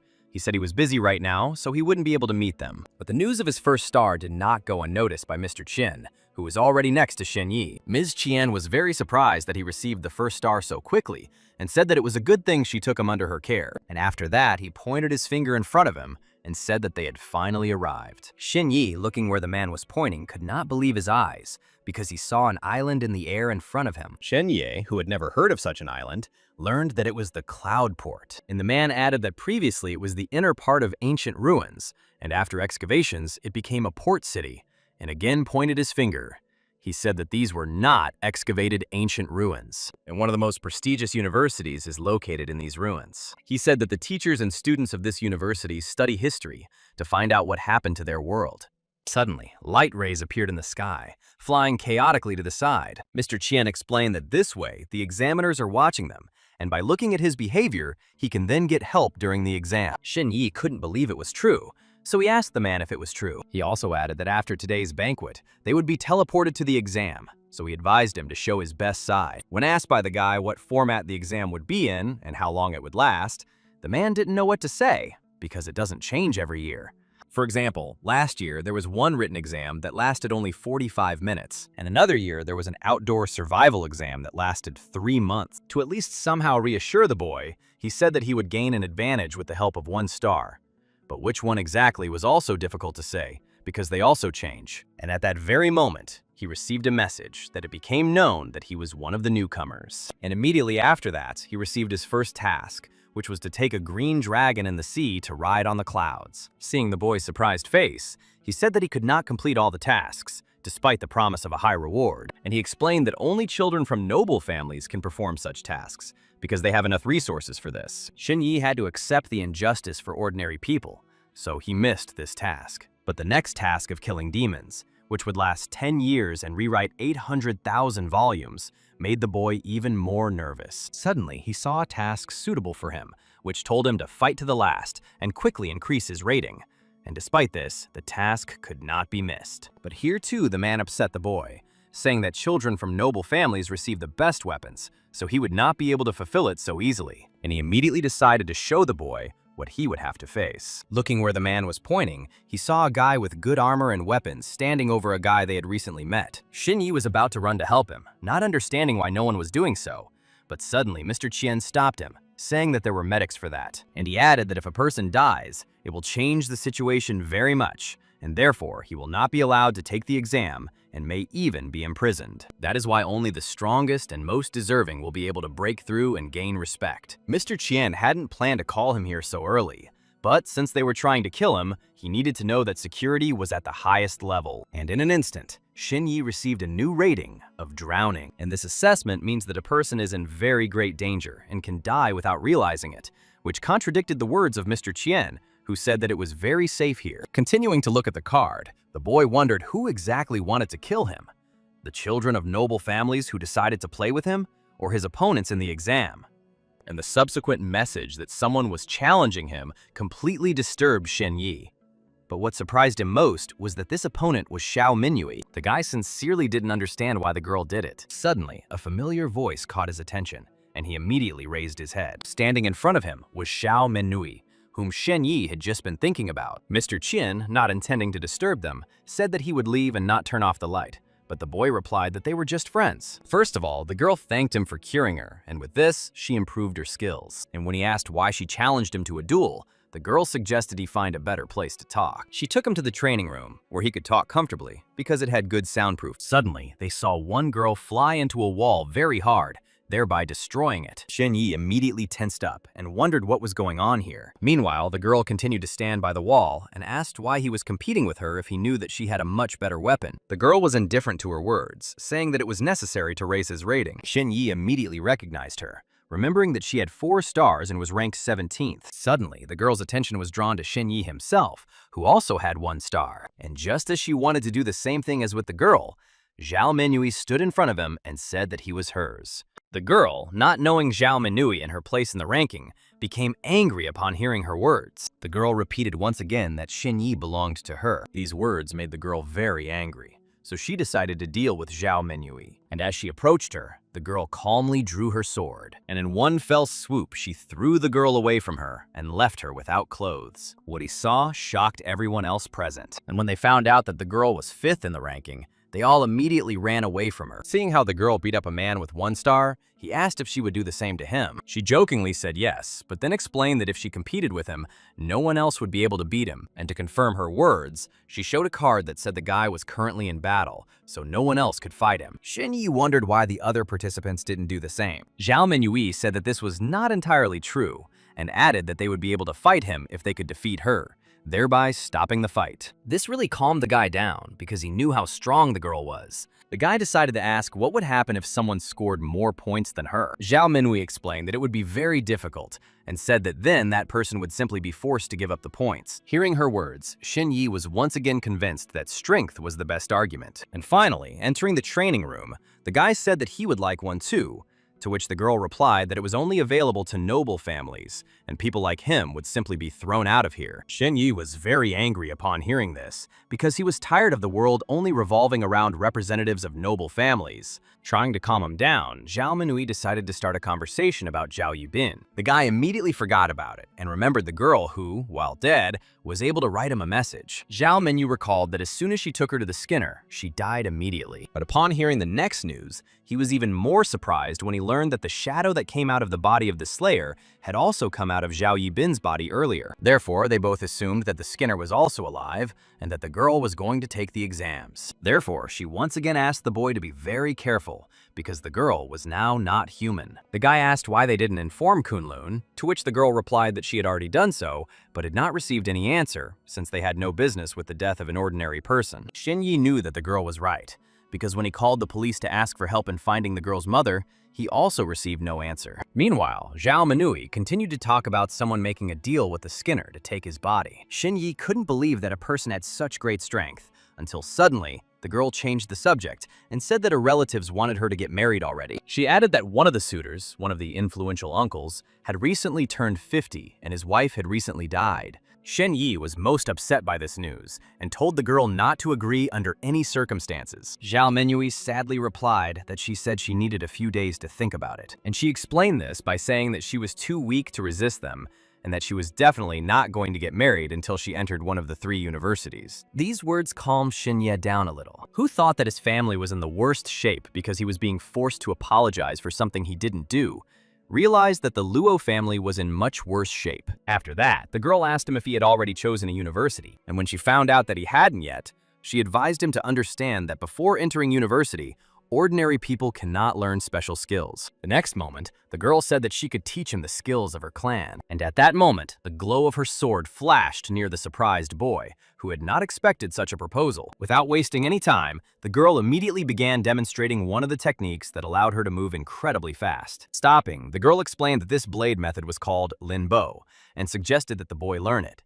But Shen Ye was in no hurry to agree, because he was worried that the girl would be harmed for passing on her family's techniques to him. Zhao Menui even froze when she heard the boy's words, because she had never thought about it before. In reality, many families would give anything to get her family's equipment, and when the boy had such a chance, he was in no hurry to take it. Shen Ye smiled and said that he didn't want her to get into trouble. The girl, embarrassed by his words, told him not to worry, but at the same time, she was pleased that he was worried about her. And finally, the boy learned that he would like to learn, but he doesn't have a blade. But Zhao Menui remembered that he had a sword when he fought the Skinner, to which the boy replied that he had lost it. Zhao Menui had not thought about the blade before, and did not want to return home because it was too risky. And the girl also realized that you can't go far with just one blade technique, so she decided to teach the guy other techniques, and the girl began to count them, until suddenly, the guy heard the familiar Thunder Fist technique. Zhao Menui explained that this technique is as fast and powerful as thunder and lightning, and only 7 families possess it. Shen Ye remembered that mastering this technique would allow him to improve his abilities, but he still didn't understand how the girl knew about it, so he asked where this technique came from in the first place. She explained that she was found on an island, floating in the air in one of the abandoned towers. The girl added that this is an extremely difficult technique, but with its help, you can master other skills. The girl said that she had previously studied both movements and techniques, one of which she was now going to show Shen Ye. And because he will now be practicing his awakening, he gets an extra 10 points. Meanwhile, the girl skillfully demonstrated the Thunder Fist technique. After a while, she finished and looked at Shen Ye and asked if he was surprised. But to her great surprise, the guy said that this technique didn't look that extraordinary, and he asked her if she had made any mistakes. The girl said that anyone who masters this technique may never think about their diet again, and immediately asked where he thought she had gone wrong. Shen Ye immediately began to point out where he thought she had made a mistake. To the great surprise of both of them, he managed to do this trick without mistakes the first time. The girl admitted that she was the best with the sword, but when it came to hand movements, she didn't attract much attention. So she handed the guy a book with Thunder Fist techniques that she had recently read. After picking up the book, the boy received a message that this item was green, which meant that it was very rare. Having received a message that a certain number of points is required for a certain level of mastery of this technique, he understood why children of noble families engage in awakening from childhood. Therefore, having enough points for a low level, the guy immediately decided to master it. Zhao Menui, looking at how quickly the boy learned, said that it would affect his tarot card, and when the boy took out his card, he really saw how his image changed again, and thanks to his high level of awakening, he can now change looks and outfits. But the next image turned out to be the worst of all. Zhao Menui, trying not to show her laughter, said that the card had laughed at him, but when he reached 4 stars, his attributes would improve greatly. Out of anger, the boy threw the card on the ground and started calling her names, and the girl said that it could affect his grade. Hearing this, the boy quickly picked up the card from the floor and began kissing it and apologizing. Then, suddenly seeing that the clock said 11 o'clock, He remembered that an acquaintance of his had asked him to come to his place that evening, and before leaving, the guy decided to ask Xiao Minyu if she would continue the investigation into the skin peeler. And upon hearing that she would continue the investigation, the guy said goodbye to her. But when he arrived at Mr. Qian's room, he found out that he had left, so the assistant handed him his room card. Shen Ye wasn't too upset about not meeting his friend, as he would have time to improve his newly mastered technique. Shen Ye did not expect that he would master the techniques the secret voice spoke of so quickly, but even that wasn't enough for him now. He wanted to learn all the secrets and master all possible techniques. Suddenly, the boy heard the voice of a skeleton from the ring, asking why he always mastered such worthless techniques. And in response to the boy's question, he explained that Thunder Fist is traumatic.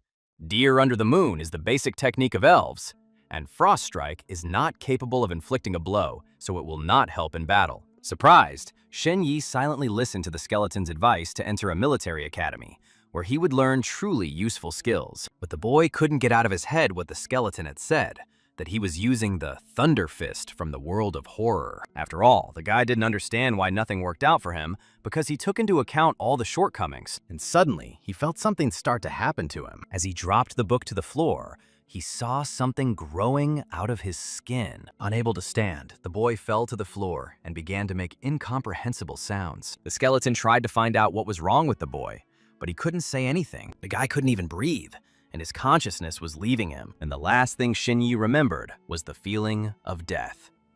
With these thoughts, he fell motionless to the ground, while the skeleton tried to understand what was happening to him. But after a while, a blue glow blinded his body. After that, he felt an incredible cold and didn't understand where it was coming from. He assumed it was the cold breath he had learned, but he needed to maintain his own breathing or he would die. Cold breathing is a new way of breathing that sets every organ in his body in motion. At this moment, he felt that until now, his breathing had been vague and unclear, and had only supported basic functions. Suddenly, the boy saw something in front of him that he had never seen before.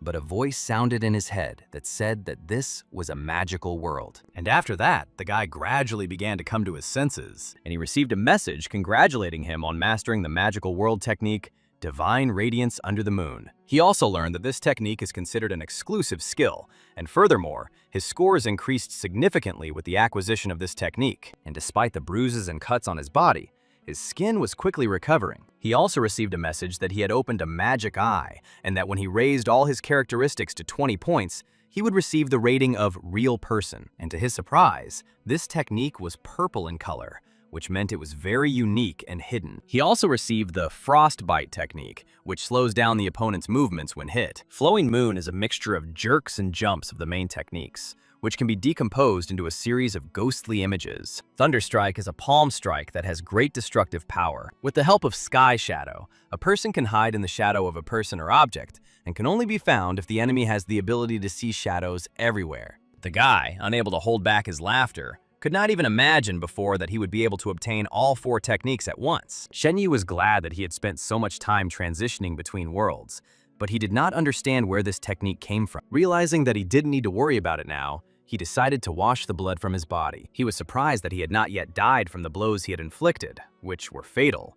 And he also noticed that his eyes had changed. And besides, now he could see all the ratings that people had given him. But suddenly his attention was caught by a red thread around his neck. And upon his question, a message immediately came that this divine technique was from another world. And when an opponent appeared within a radius of 250 kilometers, the opponent could immediately move towards it. Meanwhile, bets were placed in the casino, and the failed assassination of Shen Ye was discussed. Therefore, those present decided to call the Assassins' Alliance. One of the attendees asked Sai Wu why the informant had been revealed, to which he explained that the best performer was very passionate about art, so he did not pay enough attention to the task, and he added that he had already paid the price, paying with his life. Another person present said that Shen Ye had arrived for the exam, and he hoped that this time the man would not fail them. After bowing, the man said that this time Shen Ye would be finished, and if not, he would personally behead himself. And after that, the call with the Assassins' Alliance was completed. But the man understood that he shouldn't rely on the killers, as they were unreliable, and he needed to personally monitor the case. The man wanted to get rid of Shen Ye so that he would not harm his family again. Meanwhile, at the headquarters of the Assassin Alliance, Zai Wu is already entangled in a red thread. In the next moment, his head was separated from his entire body. But his flesh was not tasty.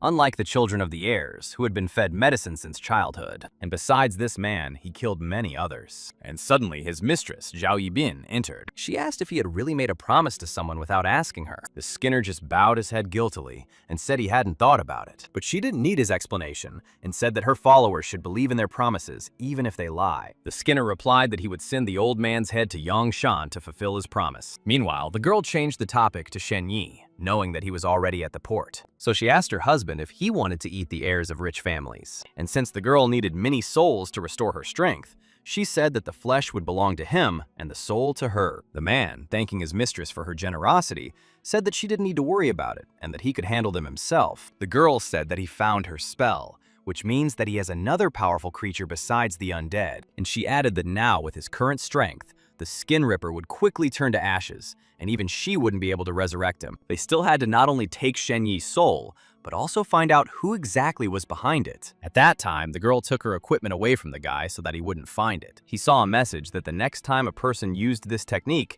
he wouldn't even notice it.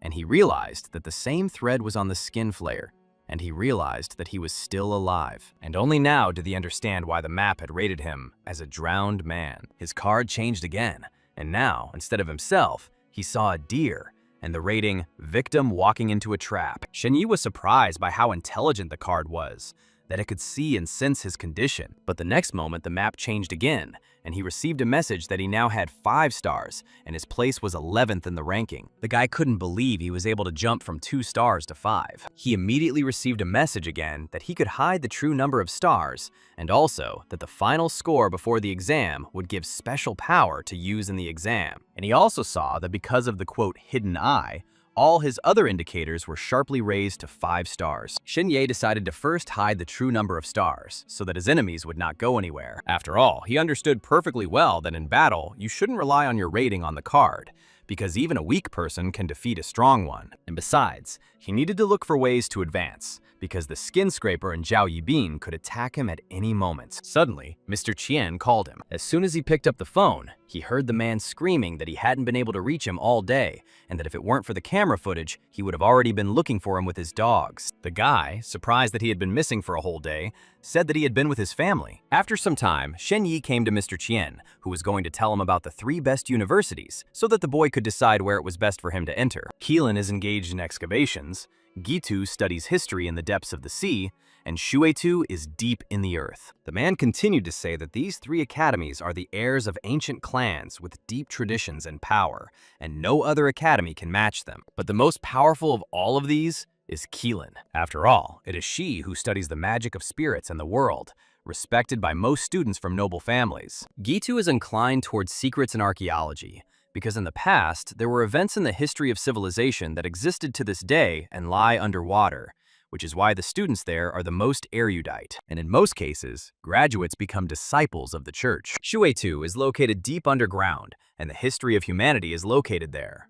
And the academy style is martial, and it is the most mysterious academy of all. The man added that you can also find old machinery and equipment there, but few people use them. When asked why they are not used much, the man explained that it is about resonance, because in addition to techniques, there are also secret arts, and to use them, you need a strong resonance. In other words, it's called recognition. After all, when a person receives recognition, they become their own in the magical world, and objects worship them. Shen Ye, listening carefully, wondered what exactly was called recognition of the magical world. The man began to explain that the magical world was a realm of a source of power that was used to distribute everyone's sphere of power. But the boy was still far from that, so the organization prepared several simple techniques for him. Shen Ye returned his gaze to the worthless books in his hands. But some techniques caught his attention, and he asked about the chrysanthemum technique, and learned that with the help of this technique, he could create hallucinations for the opponent. Then the guy became interested in the divine fist technique. Mr. Qian said that during the excavation, one of the workers heard a voice. He worked so hard that the technique fell out on its own. He explained that this happened because when a person approaches an object, he himself chooses whether the person is suitable for him or not. After explaining all this to the guy, he told him to choose one technique, because you don't need to know everything on the exam. Seeing that among all the techniques, only the divine fist was green, he discarded all other books except it. The man said that he had good taste because it was the strongest technique of all presented, and in fact, he had no right to give it to him. until suddenly the guy asked if it was possible for a person to grow from 2 stars to 5. And for this, he immediately received a reprimand and words telling him not to spread nonsense. After that, the man advised the boy to master this technique because if he did it, it would be very easy for him on the exam. After a while, the man said that he had enough training for today and told him not to forget about the banquet. After some time, the guy received a message from Yao Manui, who said that she had found information about the rapist and was waiting for him in the arena. Walking to the arena, the boy saw an elderly man asking him for money. Trying to find something for his husband, the boy began rummaging through his pockets. He only had to find a change, which he immediately threw into the bowl. And just as he was about to leave, he heard a strange sound behind him. Shen Ye saw the coin he gave fly past his head, but with the help of the flowing moon technique, the guy managed to dodge the blow. And the man noticed it immediately. Realizing that the man was not old, he said that he was shameless because he only knew how to attack people. Suddenly, using another rare technique, he saw an invisible blade behind the man. That's why when the man was about to throw him, Shen Ye was already ready to strike and was able to dodge the attack. The man realized that he could see the blade too. Sitting on a pole, Shen Ye recalled that he had given him alms, and he was attacking him in return. In response to his words, the man said that he didn't train at all, but instead looked at girls from noble families, and immediately realized that he was talking about Zhao Mingyue. Suddenly, he received a message that he had a successful breakthrough and had received a new rating in the magical world. Shen Ye, having already realized that this man was from the Luo family, told him everything he thought about their family, and he added that he was not surprised that Zhao Mingyue wanted to leave their family. Hearing his words, the man smiled and said that he never thought that their family would be disgraced by such a weakling. And immediately after his words, he found himself right next to the boy and pushed him away with his hand. But in a moment, he saw the boy behind him and realized that he was using an illusion. But while he was recovering, Shen Ye had already used a thunder strike against him, and immediately after that, they both landed on the ground. And without wasting any time, Shen Ye used the heavenly shadow. This greatly surprised the man, who did not expect that a boy at such a young age would be able to hide in the shadows. But each time he was even more surprised, because the next time, the guy used a frostbite. The man, who at first didn't understand how the boy could push him away so easily, saw that his body was freezing, and opening one eye, he asked the boy why his characteristics were both high and low. The man started muttering something under his breath, and the boy heard it and asked what he was saying, and said that he was under the protection of Kunlun, so he shouldn't even try to harm him. But in the end, the man said goodbye to Shen Ye, and immediately after that, he disappeared from the boy's field of vision, and he only saw a bright whirlwind in front of him, which was rapidly approaching him. But eventually, the whirlwind abruptly disappeared, and the boy thought he was really gone. Suddenly, he saw an airship in the sky, followed by a bright light. This bright glow was the man who, as soon as he got on board, said they were going to the Gold Coast to rest, and said they would not do business with other families. But one of the subordinates said that if they didn't give Zhao Mengyu's husband, their family and their business would suffer. For his words, the man was punched in the face. The man said that since they started running the Luo family, they have become like ants. And immediately after that, he added that now they even dared to destroy Shen Ye, the smart guy, thereby ruining the lives of Zhao Mengyu and the entire Luo clan. And after these words, the man abruptly disappeared from the ship as quickly as he had appeared. When he went outside, the man was still under the impression of the battle with the boy who had incredible abilities at a fairly young age. After all, he knew that such people had not existed in 500 years, and this interested him very much. So he left the boy without completing his task, so he decided to observe him and his development for now. But the man also felt that he needed to support his granddaughter, Zhao Mengyu. After all, they belonged to the Luo clan, and could not allow others to look down on them. A few minutes before the mysterious old man launched the helicopter, another strange event occurred. Shen Ye kept hearing sounds from the arena and didn't understand what was causing them, so he couldn't stand it and decided to go into the arena and saw Zhao Mengyue there, who was improving her skills. As soon as the boy entered, he immediately felt the terrifying energy of the blade, which he really liked. With the help of improving his skills, he could see that Zhao Mengyue's strength had not changed at all, because although her technique was powerful, it was very difficult and required a lot of strength. As a swordsman, she still doubts her path, but she will only gain recognition in the magical world when she finds her own path. Reading this data, the boy did not understand what kind of magical world this was. A few minutes later, Zhao Mengyue approached him and apologized for keeping him waiting, and said that she had learned new information about the skin flayer. She told Shen Ye that he used to be a high-ranking member of the Archaeological Society, but a major event occurred during one of the important expeditions. She continued, saying that during archaeological work, he broke the seal and released an unknown creature, which led to numerous casualties. And the next time, the man appeared in the role of a murderer. Zhao Minwei also added that nothing is known about his life, only that he had a wife and daughter who died under strange circumstances, and their bodies, which were all covered in scars and wounds, were found in the sewer. The sewer where the bodies were found was near a continent ruled by a small nobility, who after a while were also dead. After learning this information, Shen Ye wanted to know the details. The girl sadly replied that the sealing ritual was of a higher level, so she was unable to access the information. But she added that he should be careful in any case, because they would soon find out that he was taking the exam, and they would come for his soul. Shen Ye said that he would listen to her words and thanked her for the information. Suddenly, the girl wanted to say something, but she received an unexpected phone call. It was an aunt that the girl didn't really want to talk to, and Shen Ye could see it from the expression on her face. And when the girl hung up,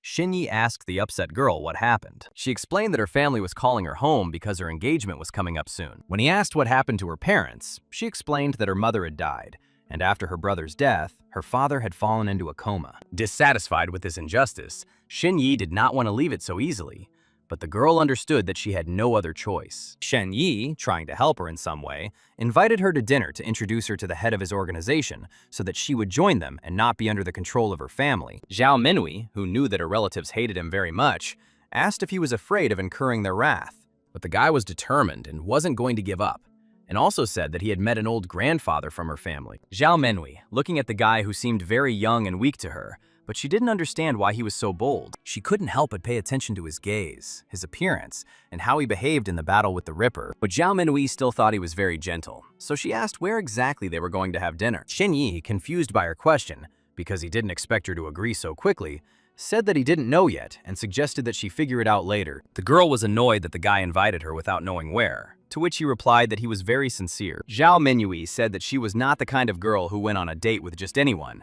And suddenly, someone called her again. It was her grandfather who wrote to tell her to leave the arena. Remembering that Shen Ye had already met him, she assumed that her grandfather was in trouble. So she ordered the boy to stay inside and said she would return to him soon. Embarrassed by her behavior, Shen Ye assumed that he had asked her out too abruptly, as he had no experience with girls. Meanwhile, the girl tried to meet her grandfather as soon as possible. Suddenly, she saw a bright light behind her, which meant that her grandfather would come to her himself. And the next moment, this radiance completely enveloped the girl. The girl heard her grandfather's voice, saying that he finally agreed to help her. Suddenly, he handed her the blade that belonged to the divine Lo, and looking to the side, she saw an airship flying past her, and looking at him, she thanked her grandfather for believing in her. Shen Ye, who couldn't bear to do nothing, noticed that her whole body was burning. The girl told him not to worry and explained that she had met her grandfather, who wanted to look after her, and also passed on the blade technique to her. Shen Ye was glad that not everyone in the girl's family cared about her. The next moment, he realized that the old man was her grandfather, but he didn't have time to ask anything because the girl started asking him about dinner. And after his strange answer, the girl started laughing very loudly, thereby causing the guy to misunderstand. Not understanding what was going on, Shen Ye asked if he had said something wrong. Stopping laughing, she said that every participant had to attend the banquet anyway, so they would go to dinner together anyway. Having completely forgotten about the banquet, he realized that he really shouldn't have invited her, and now he didn't know what to do. But in the end, they decided to go to the banquet together. Shen Ye, who had never seen Zhao Minwei's expression like this before, remembered that she was still quite young, so it was still a familiar expression for her. And after that, they went to the banquet on the guy's motorcycle, which the girl really liked to ride. Shen Ye, who was trying to follow safety, didn't understand why the girl liked it so much when he drove fast. And after a while, they arrived at the banquet venue. The first to meet them was Mr. Qian, who did not expect to see the two of them together. And while the girl wasn't listening, he praised the guy for already asking the girl out and not listening to his excuses that it wasn't what he had in mind. But after that, he said to put the jokes aside and told the guy to be more careful. As soon as he opened the door and they stepped inside, all eyes were on them. He saw how people put on a smile on their faces, but in reality, they would never look at someone like him because he was not their equal. Mr. Qian said that today he has a chance to improve his grade, because now the children of noble families go out hunting. Shen Ye couldn't help but think about it, because in his head he had a picture of all these bodies that had become victims of their games. So he wondered what would happen to him if he killed them all. Mr. Qian, knowing how much the guy likes to fight, because even at their first meeting he fought with his fists, said that the heads are also here and he won't get away with it. Suddenly, walking even further, they saw incomprehensible activity in front of them. It was the heir of the Wang family, Wang Jian, who, holding a boy who was much lower in ranking than him, challenged Shen Ye to a fight. Suddenly, a beam of Zhao Menui's sword flashed over his head, cutting off his hair. Ignoring the boy's reaction, she reminded him that Shen Ye was currently fighting her, so in order to engage him in battle, he would first have to overcome her. While the boy was looking for something to say, the others present discussed among themselves how quickly the blade ended up in the girl's possession, because no one noticed it. An acquaintance of this guy told him to forget about Shen Ye and look ahead. Looking at the rating, which showed that Shen Ye had 2 stars, the boy did not expect that he would end up under Zhao Menu's wing. Looking closer, the guy saw that the girl was one of the 5 strongest, almost on the same level as him. The guy, interested in the situation, pushed the guy away from him, and this greatly angered Shen Ye, who could barely contain his emotions. Meanwhile, the boys continued to bully the poor boy, who could do nothing to them. As soon as he got tired of having fun with him, his teammates approached him and asked him to call the medics. Suddenly, Shen Ye heard a question being asked of him, and the girl wondered if he was from the Shen household. The girl said that she had heard a lot about him, and it seemed to her that these rumors were true. Shen Ye, not understanding who she was, immediately heard Mr. Qian's words that she belonged to the Song family, and did not understand what she had forgotten here. The woman continued to talk about how his uncle had recently spoken to her about a matter. When he asked what the matter was, the girl recalled that as a child, he really liked to tame dogs, and recalled that the girls from her family were bitten by their dog. This news could not go unnoticed by journalists, who immediately began recording and photographing Shen Ye. Not understanding why he was being accused of letting the dog go when, on the contrary, he had protected the girls, he said that he did not remember anything about the incident. And he said that when they left the family, they were so poor that they didn't have money to support the dog. And on top of that, he got sick recently, and the Shen family didn't even give them pills and kicked them out. To which the girl replied that their family did not have such problems, and they could afford the pills. Surprised that they didn't know about his illness, Shen Ye noticed that they didn't know everything about him.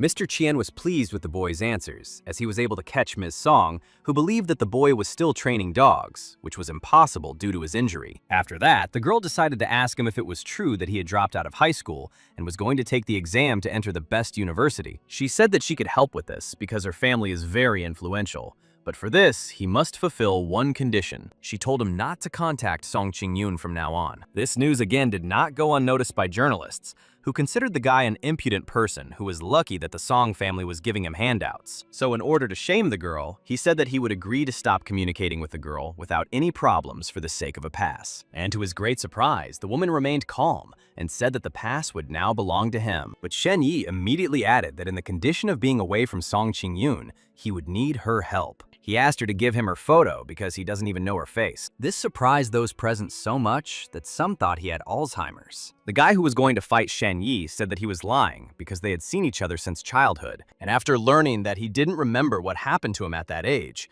people began to assume that he really wasn't involved in the incident with the girl. Shen Ye suggested that Miss Song forget about their contract because the woman had no benefit from it. The woman continued to stand, realizing that there were only 2 possibilities.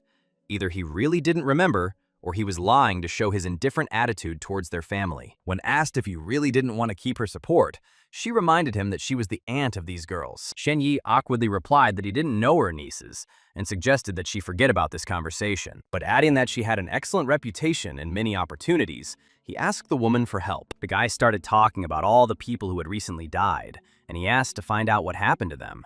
So he asked if she knew who was causing all this trouble, and saying that tens of thousands of lives were at stake, he said that she had more opportunities and could learn more information, so he asked her to do so. The girl, realizing that the guy was just taking advantage of the situation, said that Captain Lo's sister was dealing with this personally. Seeing Zhao Minui in front of her, she congratulated her on her engagement and asked why she was with Shen Ye then, to which the girl calmly said with a smile on her face that she was not engaged. Trying to protect the girl, Shen Ye said that the woman trusted gossip too much and said that it was impolite to discuss her engagement in public. But he also added that the woman is right that they are investigating and that they are even having some success. And he said that we can't talk about them right now. These words made the woman change her expression. Mr. Qin, realizing that this could end badly, reminded the boy that he was playing with fire. Suddenly, one of the men spoke up and said that the daughter of the Luo family was very noble and wise, so she wouldn't talk to just anyone. The man added that since she was still young, she didn't know all the family routines, but added that she was indeed engaged. The woman recognized her husband as Luo Erlan and asked on what occasion he had attended their banquet. Ignoring her question, he turned to Zhao Minhui and asked why she didn't follow his order and return to complete the engagement,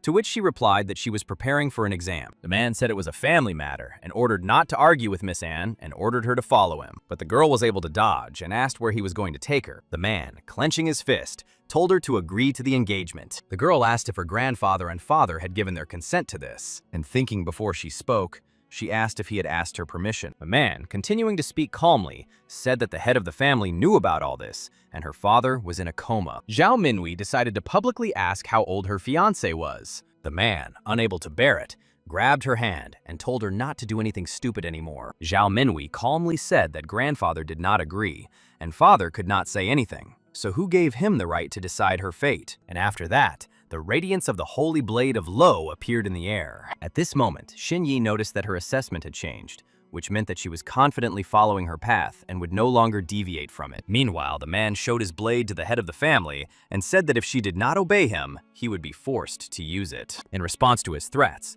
the girl immediately used her blade, and the impact was so strong that the man did several somersaults before crashing into the wall. The girl calmly called him a greedy and evil guy who holds a sacred weapon but can't even parry a single blow, and who makes decisions without the consent of the clan head. And immediately after that, she added that he was not worthy of using it. Therefore, the girl asked the sword itself if he wanted to go with her and become her ally. And immediately after her proposal, the blade emerged from the man's hand, signifying his consent. After that, the girl already had 2 swords with her. After that, everyone paid attention to the ranking. And in first place were now 2 people, Nanggong and Zhao Minhui. Everyone present believed that this was due solely to her family's sacred weapon, but only Shen Ye understood that this was not just because if she had not reached the grade of saint, then the sacred weapon would not have accepted her. And this rating depends not only on personal strength, but also on equipment, resources, potential, and even will. Mr. Qian told the boy that if the blade recognized her, then she would now become the head of the family. But in order not to upset the boy, the man hit him and said that this family had good resources, but he had reached 2 stars even without them. After saying that it was all through his efforts, Shen Ye began to think about Mr. Qian's reaction if he found out that he actually had 5 stars. After Zhao Minhui became the head of the clan, she decided to speak openly, and the girl, without wasting time, immediately started talking about their investigation. And looking at Miss Song, Zhao Minhui directly said that the culprits of all these deaths were people from noble families ruled by the Song clan. Everyone present, upon hearing the girl's words towards Miss Sun, immediately began to whisper among themselves. It was clear from the woman's expression that she was barely holding back her anger, but she calmly asked the lady to keep her expressions to herself. But the girl was not going to keep quiet and said that it was all Song Qingyun's fault, who refused engagements with many families and covered it up by saying that she was in love with Shen Ye, causing hatred for him in other families. And showing her evidence on the phone, she said that she spared no effort or money, which meant that people's lives were worth nothing to her. Shen Ye immediately picked up on her words and began showing everyone present the evidence from her phone, but asked those who were afraid of blood to turn away. Journalists, realizing what a sensation this would be, immediately pointed their cameras at the phone screen, but they would have been able to prove nothing because all their recordings, equipment, and camera were in flames. They immediately contacted Miss Sun, asking not to be punished and saying that their records had been lost. Ignoring them, the woman continued to talk about how her evidence was fake and how everyone knew what an angel her niece was. Her words were immediately supported by other people from noble families, saying that the girl could not have fallen in love with him because he had nothing. For his part, Shen Ye said that influential people have long learned all the techniques of training consciousness and resonance in order to seize more power. And this once again confirmed that money and resources rule the world. And after that, Shen Ye adds that he thinks they can't even be called human. One of those present, who also belonged to a noble family, asked how he dared to express himself in such a way. This man was from the Zhao family, who told Miss Anne not to worry about this little boy's words because she wasn't worth it. But as soon as he challenged the boy to battle, a sword flashed in front of his face, shattering his glasses, signifying that the battle was over. The girl, standing calmly, said that Shen Ye had not finished yet, thereby blaming them, adding that they had no upbringing. Suddenly, there was applause. He introduced himself as a 4-star newcomer, Niu Jiqian, who had heard a lot about Zhao Menyu's strength and congratulated her on her second-place ranking. While Shen Ye was thinking about what a bad name it was, Zhao Menyu asked the guy why he was going to fight her if he knew what her rating was, to which he replied that children from influential families are not afraid of challenges, and having overcome them, he can get a higher score. Meanwhile, Shen Ye looked at him carefully, and suddenly saw the silhouette of a snake behind his back, and within seconds, he saw a full-grown, poisonous snake wrapping itself around the boy's body. Realizing that no one else could see the snake, and Zhao Menyu would lose, he said that he could not fight it because they had not yet finished the battle themselves. At that moment, the man, realizing how many influential people there were, didn't understand why they weren't saying anything about the snake, until he suddenly realized that everyone would be happy if something happened to them. The guy, getting this, said that if they didn't even dare to fight him, then they'd better apologize to Miss Soon. Suddenly, Shen Ye turned his attention to his card, which was now called Death Row, because he had committed crimes against several influential families. Realizing that even the sign cursed him, the boy admitted defeat. And immediately after that, nothing prevented Niu Ziqiang from competing with Xiao Minui. But immediately after that, the guy said that he would not let him compete with Xiao Minui, so he would be his opponent. Meanwhile, the girl looked at the guy strangely because she understood that he would not be able to overcome her. Meanwhile, Niu Ziqian laughed because he had never seen a rookie with 2 stars challenge a person with 4 stars. And after that, he honestly said that such trash was not even worthy of competing with him, because the energy alone would scare him. Shen Ye wasn't even going to think about the words because he knew that only a snake would attack him. Therefore, while observing the snake's movements, he used the Thunder Fist. Everyone else present didn't understand what the guy was doing, and others who had also seen the snake finally realized that he too was able to see it. And the next moment, the girl herself realized it too, but she didn't understand how he managed it. At that moment, Shen Ye's eyes lit up with a magical glow. This could not help but be noticed by Mr. Qian, who realized that he had awakened the magical world. Niu Ziqiang still couldn't believe that the boy could see Shu Hei, because only those with magical eyesight could do that. Therefore, he decided that it was time to attack and finish this battle. At the same time, trying to distract the boy from the snake, Niu Ziqiang lunged at him with a punch. But Shen Ye, using another technique, not only dodged her punch, but also dodged the snake's punch. And with the help of a frostbite, the boy pushed the snake back up with his foot. People who did not belong to noble families did not understand what was happening with the battle, but one thing was clear to them, that the boy would win. After all, the noble families were very dissatisfied. Only now did Zhao Menyu realize that the guy had awakened his magic gaze, which was why he didn't let her go, because she would have lost immediately, because she couldn't see the spirit. Meanwhile, the boy asked the boy what he could do without his snake. Having nothing to say in response, he simply called him arrogant. And, turning the stick in his hands, he reminded me that he was in 4th place in the ranking and asked who he was. Meanwhile, others couldn't help but notice how powerful the energy Niu Ziqiang possessed was, even sucking them in. At that moment, the boy pointed his weapon directly at Shen Ye's body. All his friends immediately wanted to go help him, but there was nothing they could do about it. But the next moment they saw that there was no blow, because the boy had put his hand in front of him in time. The guy didn't understand why he put all his strength into the blow, but didn't get any results. But the fact that the boy had now grabbed him by the stick surprised him even more. And after that, Shen Ye easily lifted him into the air, holding him by his clothes. And he immediately tried to break free, telling him not to touch him with his dirty hands. Continuing to hold him, he said if he took one more step, he would tear his head off. Seeing Shen Ye talking to the snake, he ordered it to bite Shen Ye. Realizing that the guy himself couldn't always see his snake, he realized that he had received the rating with the help of the resources of his noble family. Meanwhile, the boy still continued to order his snake to bite him, realizing that Shen Ye would not be able to do anything to him in front of everyone. But unexpectedly, the boy received a blow to the face, which knocked out his tooth. He, continuing to hold it, said that it was a blow for the girl he had fought with before. Seeing that the snake was still approaching him, he again ordered it not to move, otherwise he would kill its master. Meanwhile, the man, despite his dire situation, began threatening the boy, saying that he would destroy all of his friends and family. Meanwhile, Shen Ye received a message that all conditions had been met, and now his divine fist had greater power. So he immediately decided to test him and hit the boy again. His friends looked at this situation with joy, because they would have liked to do it themselves. And after a while, the boy's face swelled up so much that now even his own mother doesn't recognize him. And looking at the crazy eyes of the guy who had just entered the taste, he understood that he would finish him off. So now the boy, coughing up blood, was asking for help. But all the nobles present stood motionless, continuing to watch their duel. This was partly beneficial to them, because if Shen Ye killed him, all three academies would unite to punish the boy for his actions. But the woman was not heartless, so she promised herself that she would support his father so that he would become the head of their family after his death. After all, his main mission now was to die at the hands of Shen Ye. Meanwhile, the boy, being prepared for his death, suddenly heard Shen Ye's sharp laughter. Calling the boy an idiot because he thought he was going to kill him,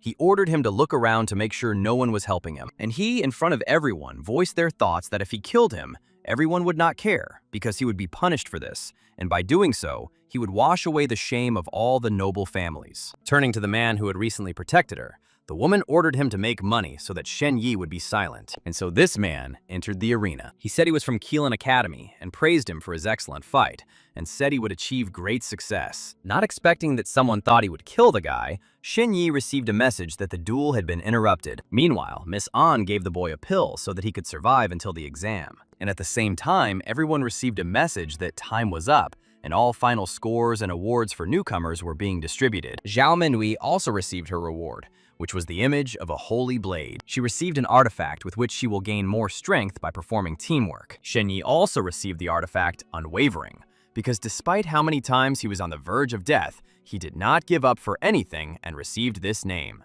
And he also got the Flesh card, which means he can take up to 3 hits before dying to become suitable meat for others. And after that, everyone received an item necessary for surviving the exam, a burning fire that cannot be extinguished and that helps them see each other better. And then they got a message that in 3 minutes they would move to the exam location. Then the guy saw that his fire had been stolen, even before the exam started, and now he couldn't see anyone. But when he heard the boy's laughter, he immediately understood whose hand it was, who was saying that this was just the beginning of their struggle. But the guy didn't stop there and continued to say that they are born at the top, and people like him are pitiful ants who are worthless. Then he moved on to insulting others, and again began threatening Shen Ye that he would kill his entire family. Shen Ye calmly replied that the noble one knows fate and is not afraid of it, but the persistent one does not deviate from his path. After that, he decided to admit to everyone present that noble families always want to take something from others, and this time they targeted him, and the next time, someone else. These words immediately turned the common people against the nobility. Meanwhile, the guy continues to say that of course they don't have the resources, talents, and weapons that the rich do, but adding that they are not inferior and they should not tolerate insults and humiliation, he said that they have courage. And when there were 10 seconds left before the exam, he showed everyone his card, which was called Unwavering. After saying that he was not afraid of being alone and would follow his goal to the end, the exam began. At that moment, the boy who was also listening to Shen Ye's speech looked at him with a wicked smile. And the next moment, the first stage of the exam began, in which they had to come up with a way to reach the floating island below. Otherwise, the person would die. Deprived of light, Shen Ye could not understand whether this was the place of the exam. Realizing that he could do nothing without fire, the boy knew that he needed to find Zhao Minhui. But instead of them, the guy saw children from noble families with whom he had conflicts. But with the help of the flowing moon technique, he was able to avoid their attacks. After that, Shen Ye began to despise them even more for deciding to attack him alone in a crowd. But he began to hate them even more when he realized that he had been attacked from behind. Holding the spear in his body, he pushed away the boy who had struck him with a frostbite. While the boys were saying that this is what happens to those who oppose them, he received a message that he only had 2 attempts left. Then the boy realized that he had no other choice. So he called the skeleton, and as soon as his words were spoken, his silhouette immediately appeared next to them. The guys were immediately scared, feeling his deadly energy, and realized that the guy might still have some tricks up his sleeve. But unexpectedly for himself, he heard the skeleton's voice telling him to find a way to escape, because he only had enough strength to scare the boys. Suddenly, he received a notification that he had received an invitation to join Zhao Minhui's team, and having accepted her offer, he immediately became the team captain and moved to her place. Seeing the boy's condition, the girl immediately realized that he was injured. He explained that these scumbags did it, but within a few minutes the wound disappeared because it was an effect of the card. Not understanding how this was possible, Zhao Minhui explained that it was with the help of the cards she received. And finally, when the girl shared the fire with him, the guy learned that they were on the same island, but in a different part, and they needed to get to the floating island where the second round would take place. And the next moment, they saw exactly where they needed to get to. Deciding to seize the opportunity, Zhao Minhui asked if he had awakened the magic eye that could see spirits. Without knowing anything about this, Zhao Minhui explained to the boy that the magical world is a source of power for the entire universe, and if he gains access to it, he will discover new abilities. Upon learning this information, he realized that a secret voice was asking him to collect weak skills, which in the end turned out to be very strong. And after that, remembering the girl's previous words about how he was very weak, he now asked her if she still thought he was weak, to which he received a negative answer. Suddenly, he saw two silhouettes that were enveloped in red light. So, without explaining anything to the girl, he grabbed her hand and told her to run. And immediately after that, they jumped off the island and continued moving in the air. The guy explained that there were two people behind them, and that's why they ran away from them. Since he felt safe from them, he decided to combine two useful things: get to the island, thereby completing the first round and escaping death. But to get to the island alive, the guy was going to use his motorcycle, and soon a message appeared that two participants had passed the first round. Meanwhile, two people were indeed watching them, one of whom sensed that the boy knew how to use curses, but also understood that his power was at its limits. Meanwhile, the common people could not understand how in a few minutes, 4 people were able to pass the first round. Suddenly, they heard Nangong's voice, saying that they had almost taken first place. They recognized him as the only one with 6 stars, who said he would have to try. And immediately after that, he found himself in a carriage, continuing to drink tea, which was supposed to take him straight to the island. The common people, meanwhile, had only to watch as the man traveled with his entourage. But the soldiers did not want to give up so easily, and realizing that the island was right below them, they came up with their own methods of getting to it. One of them was able to transform into a wolf, thereby being able to take one of the participants with him. The other 2 people who remained in the same place realized that they wouldn't even be able to get through the first round. Meanwhile, Zhao Minhui and Shen Ye continued to reach the island, but they had a hard time doing so due to thick fog and a lack of fire. And after a while they arrived, and immediately moved on to the second round, where they didn't have to compete anymore. After that, they received a message that a wave of mourning was approaching, and statues of deities were scattered on the island, and they must find a suitable statue and receive its protection in order to survive this wave. And with the help of fire, their fog dissipates. And soon, they saw a giant statue in front of them, but they did not understand how to gain its protection. As he approached the statue closer, Shen Ye saw its eye glowing. Immediately after that, the statue spoke and asked the girl to help lift the curse for its protection by drinking her partner's blood with him and dancing for him without clothes. The girl, not intending to do this task, asked if he could be replaced.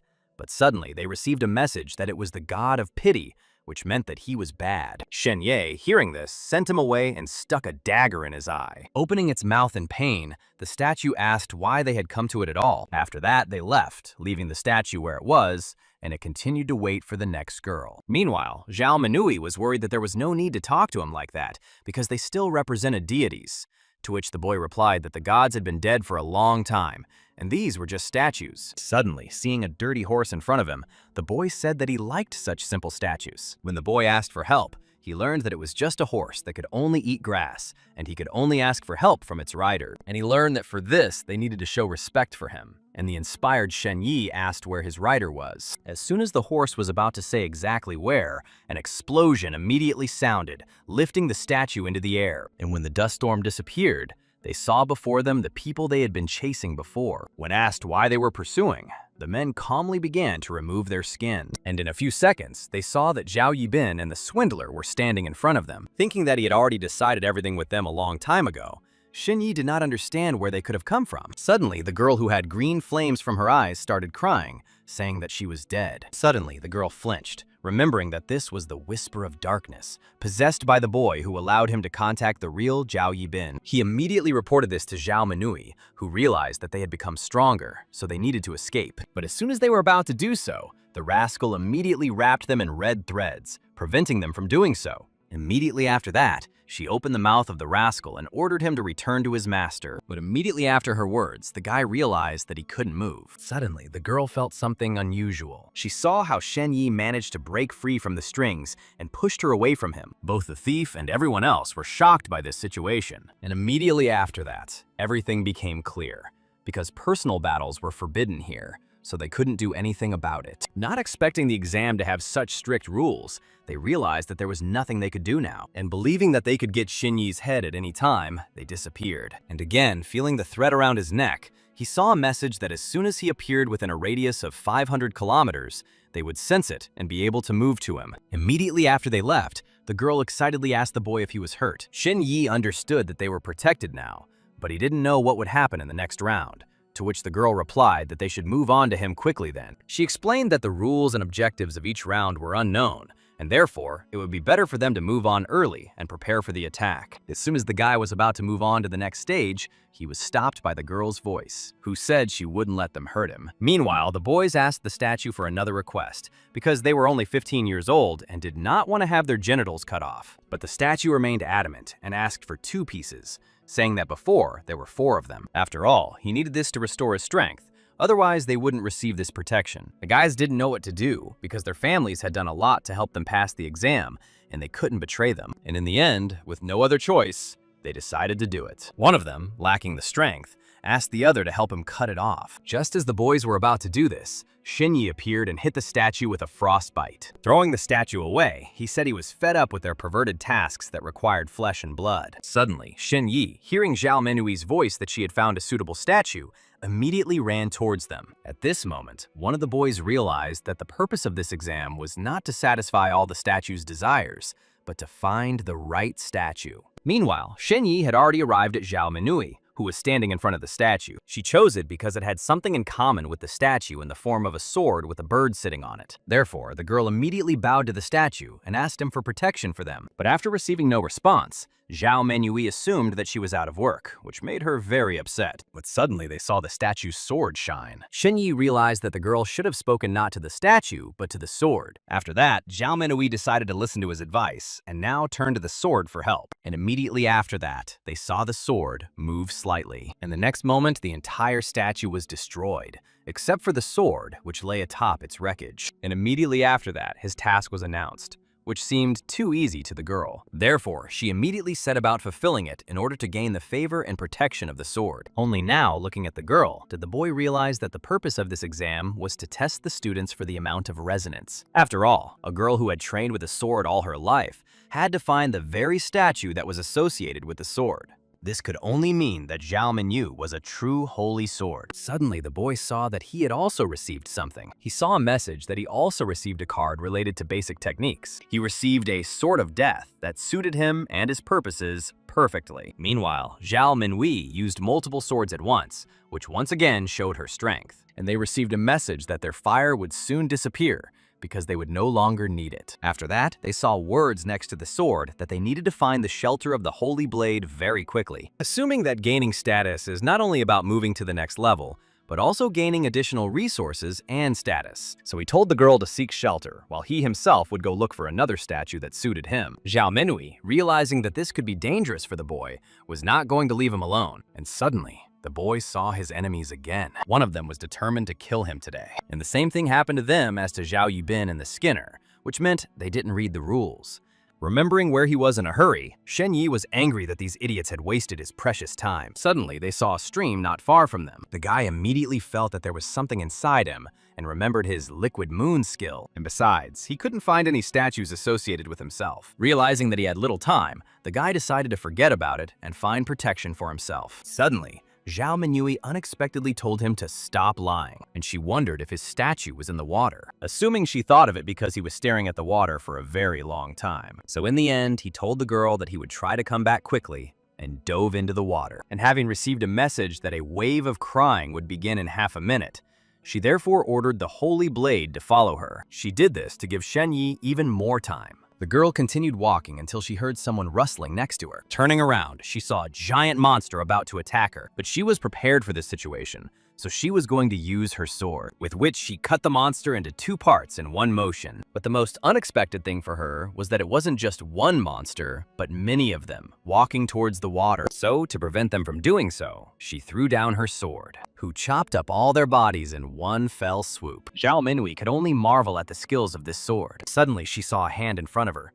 pointing directly at her. Immediately after that, the girl realized that she couldn't move. Meanwhile, the hand, which had several eyes on it, crawled out of the ground even more. And immediately after that, the hand dived into the water, trying to find something there. Zhao Minwei, who was still unable to move, could only bite her lips, hoping that Shen Ye would not find her. She couldn't let anything happen to the boy, so she grabbed her sword and immediately threw it towards her hand, from which purple liquid flowed. And immediately after that, the hand screamed as if in a human voice, and the girl saw black smoke coming out of it as well. Realizing that the hand was very gigantic and she simply wouldn't be able to handle it, the girl began to think about what monsters were hiding inside the wave of crying. Suddenly, her attention was drawn to Shen Ye's face, which had been vomiting out of the water. And immediately after that, she saw a statue in his hand, which meant that they now had to hurry to find protection. A few minutes later, they were near the riverbank. The sword spirit said that this place was not strong enough for a refuge, but now they had no choice but to stay here. After all, the fog is changing from black to red,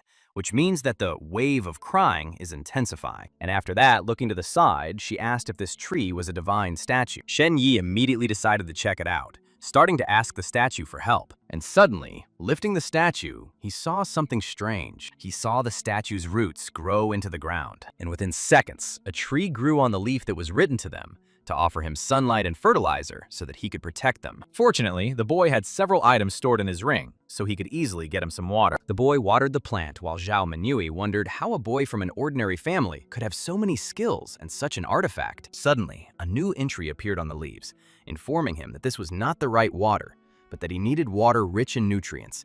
And immediately after that, he wrote down its recipe. And this was already a real problem for them because they were in a cave. But in the end, the guy had all the necessary ingredients with him. So in a few minutes, he created a special water. The guy, after watering the plant in annoyance, asked him why he didn't just say he wanted a Coke while he was enjoying the drink. And after a while, they noticed that they had managed to get rid of the water, and there was fertilizer and sunlight left. Zhao Minui began to worry about the lack of sunlight and suggested using a candle, to which Shen Ye replied that it should be something impermanent, like water. And in a moment, an inscription appeared on the sheet about insufficient brightness. He didn't understand why it said not enough instead of lack of sun. And having understood something, Shen Ye began to call the tree pleasant words and glorify it. Zhao Minui, embarrassed by this situation, asked the guy to stop. But when I saw that in addition to the water, the sunlight had already been crossed out, I didn't understand how Shen Ye did it. Meanwhile, the boy was proud of himself and realized that he only had fertilizer left. But his confidence quickly vanished once he read that fertilizer meant he had to create a poem about the moon. The boy had enough talents, so he immediately began to recite the poem,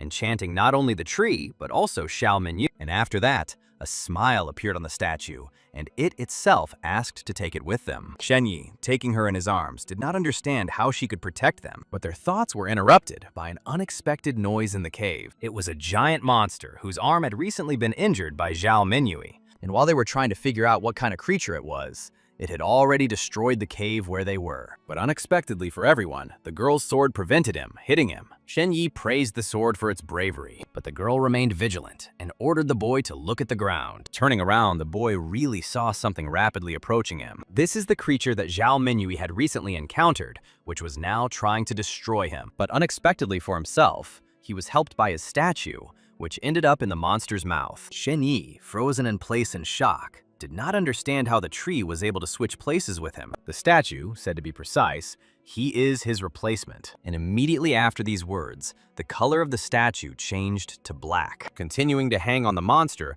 the tree asked Shen Ye to give 1 drop of blood so that they could swap bodies without any problems. And after a while, the monster fell motionless to the ground, and the skeleton, deciding to take a chance, asked the boy to put the monster in his ring to regain his strength. Shen Ye, while fulfilling his request, could not help but remain unnoticed by Zhao Minui. The guy, trying to think of something, said that he likes to collect insects, but the next moment they forgot about it, as they saw that the girl's sword had shattered, which was very bad. And when they saw the living monster, they realized that the sword simply could not cope with it. While they were thinking about what to do, Shen Ye felt that he could not move. And at that moment, the monster's hand grabbed him. But this time, the tree was able to switch places with Shen Ye. And when he saw the monster's condition from the statue's attack, the boy praised it. Meanwhile, Zhao Minui was dealing with her statue. The girl heard the sword asking to be picked up. Suddenly, Shen Ye threw his statue to the girl to protect her. But throwing it back to the boy, the girl said she didn't need help. But at that very moment, the monster switched its attention to her. But after a while, the monster's eyes began to wander,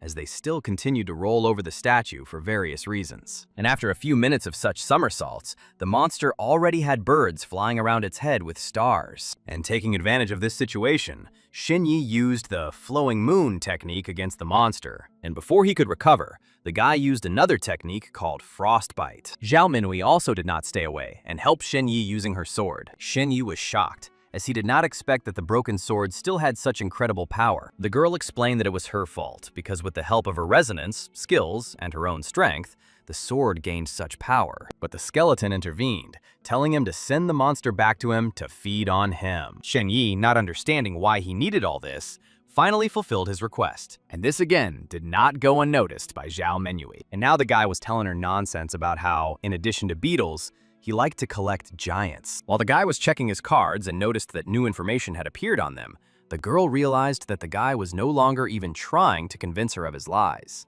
And the next moment, they received a message that the crying wave had already arrived, and those who did not have time to find the statue would be excluded from the exam. Zhao Menyue quickly brought down the guy who thought they had won, saying that they needed to find a way back, which would be very difficult. And just as they were thinking about how to get out, they heard strange sounds again, and turning around, they saw two creatures making a rustling sound. After a while, they saw a familiar boy with a wolf. Shen Ye immediately asked Zhao Haoyu what happened to him. Without answering his question, they were glad they had found Shen Ye, because one of the candidates had tried to kill them. His words greatly worried the boy, because according to the rules, killing candidates is prohibited.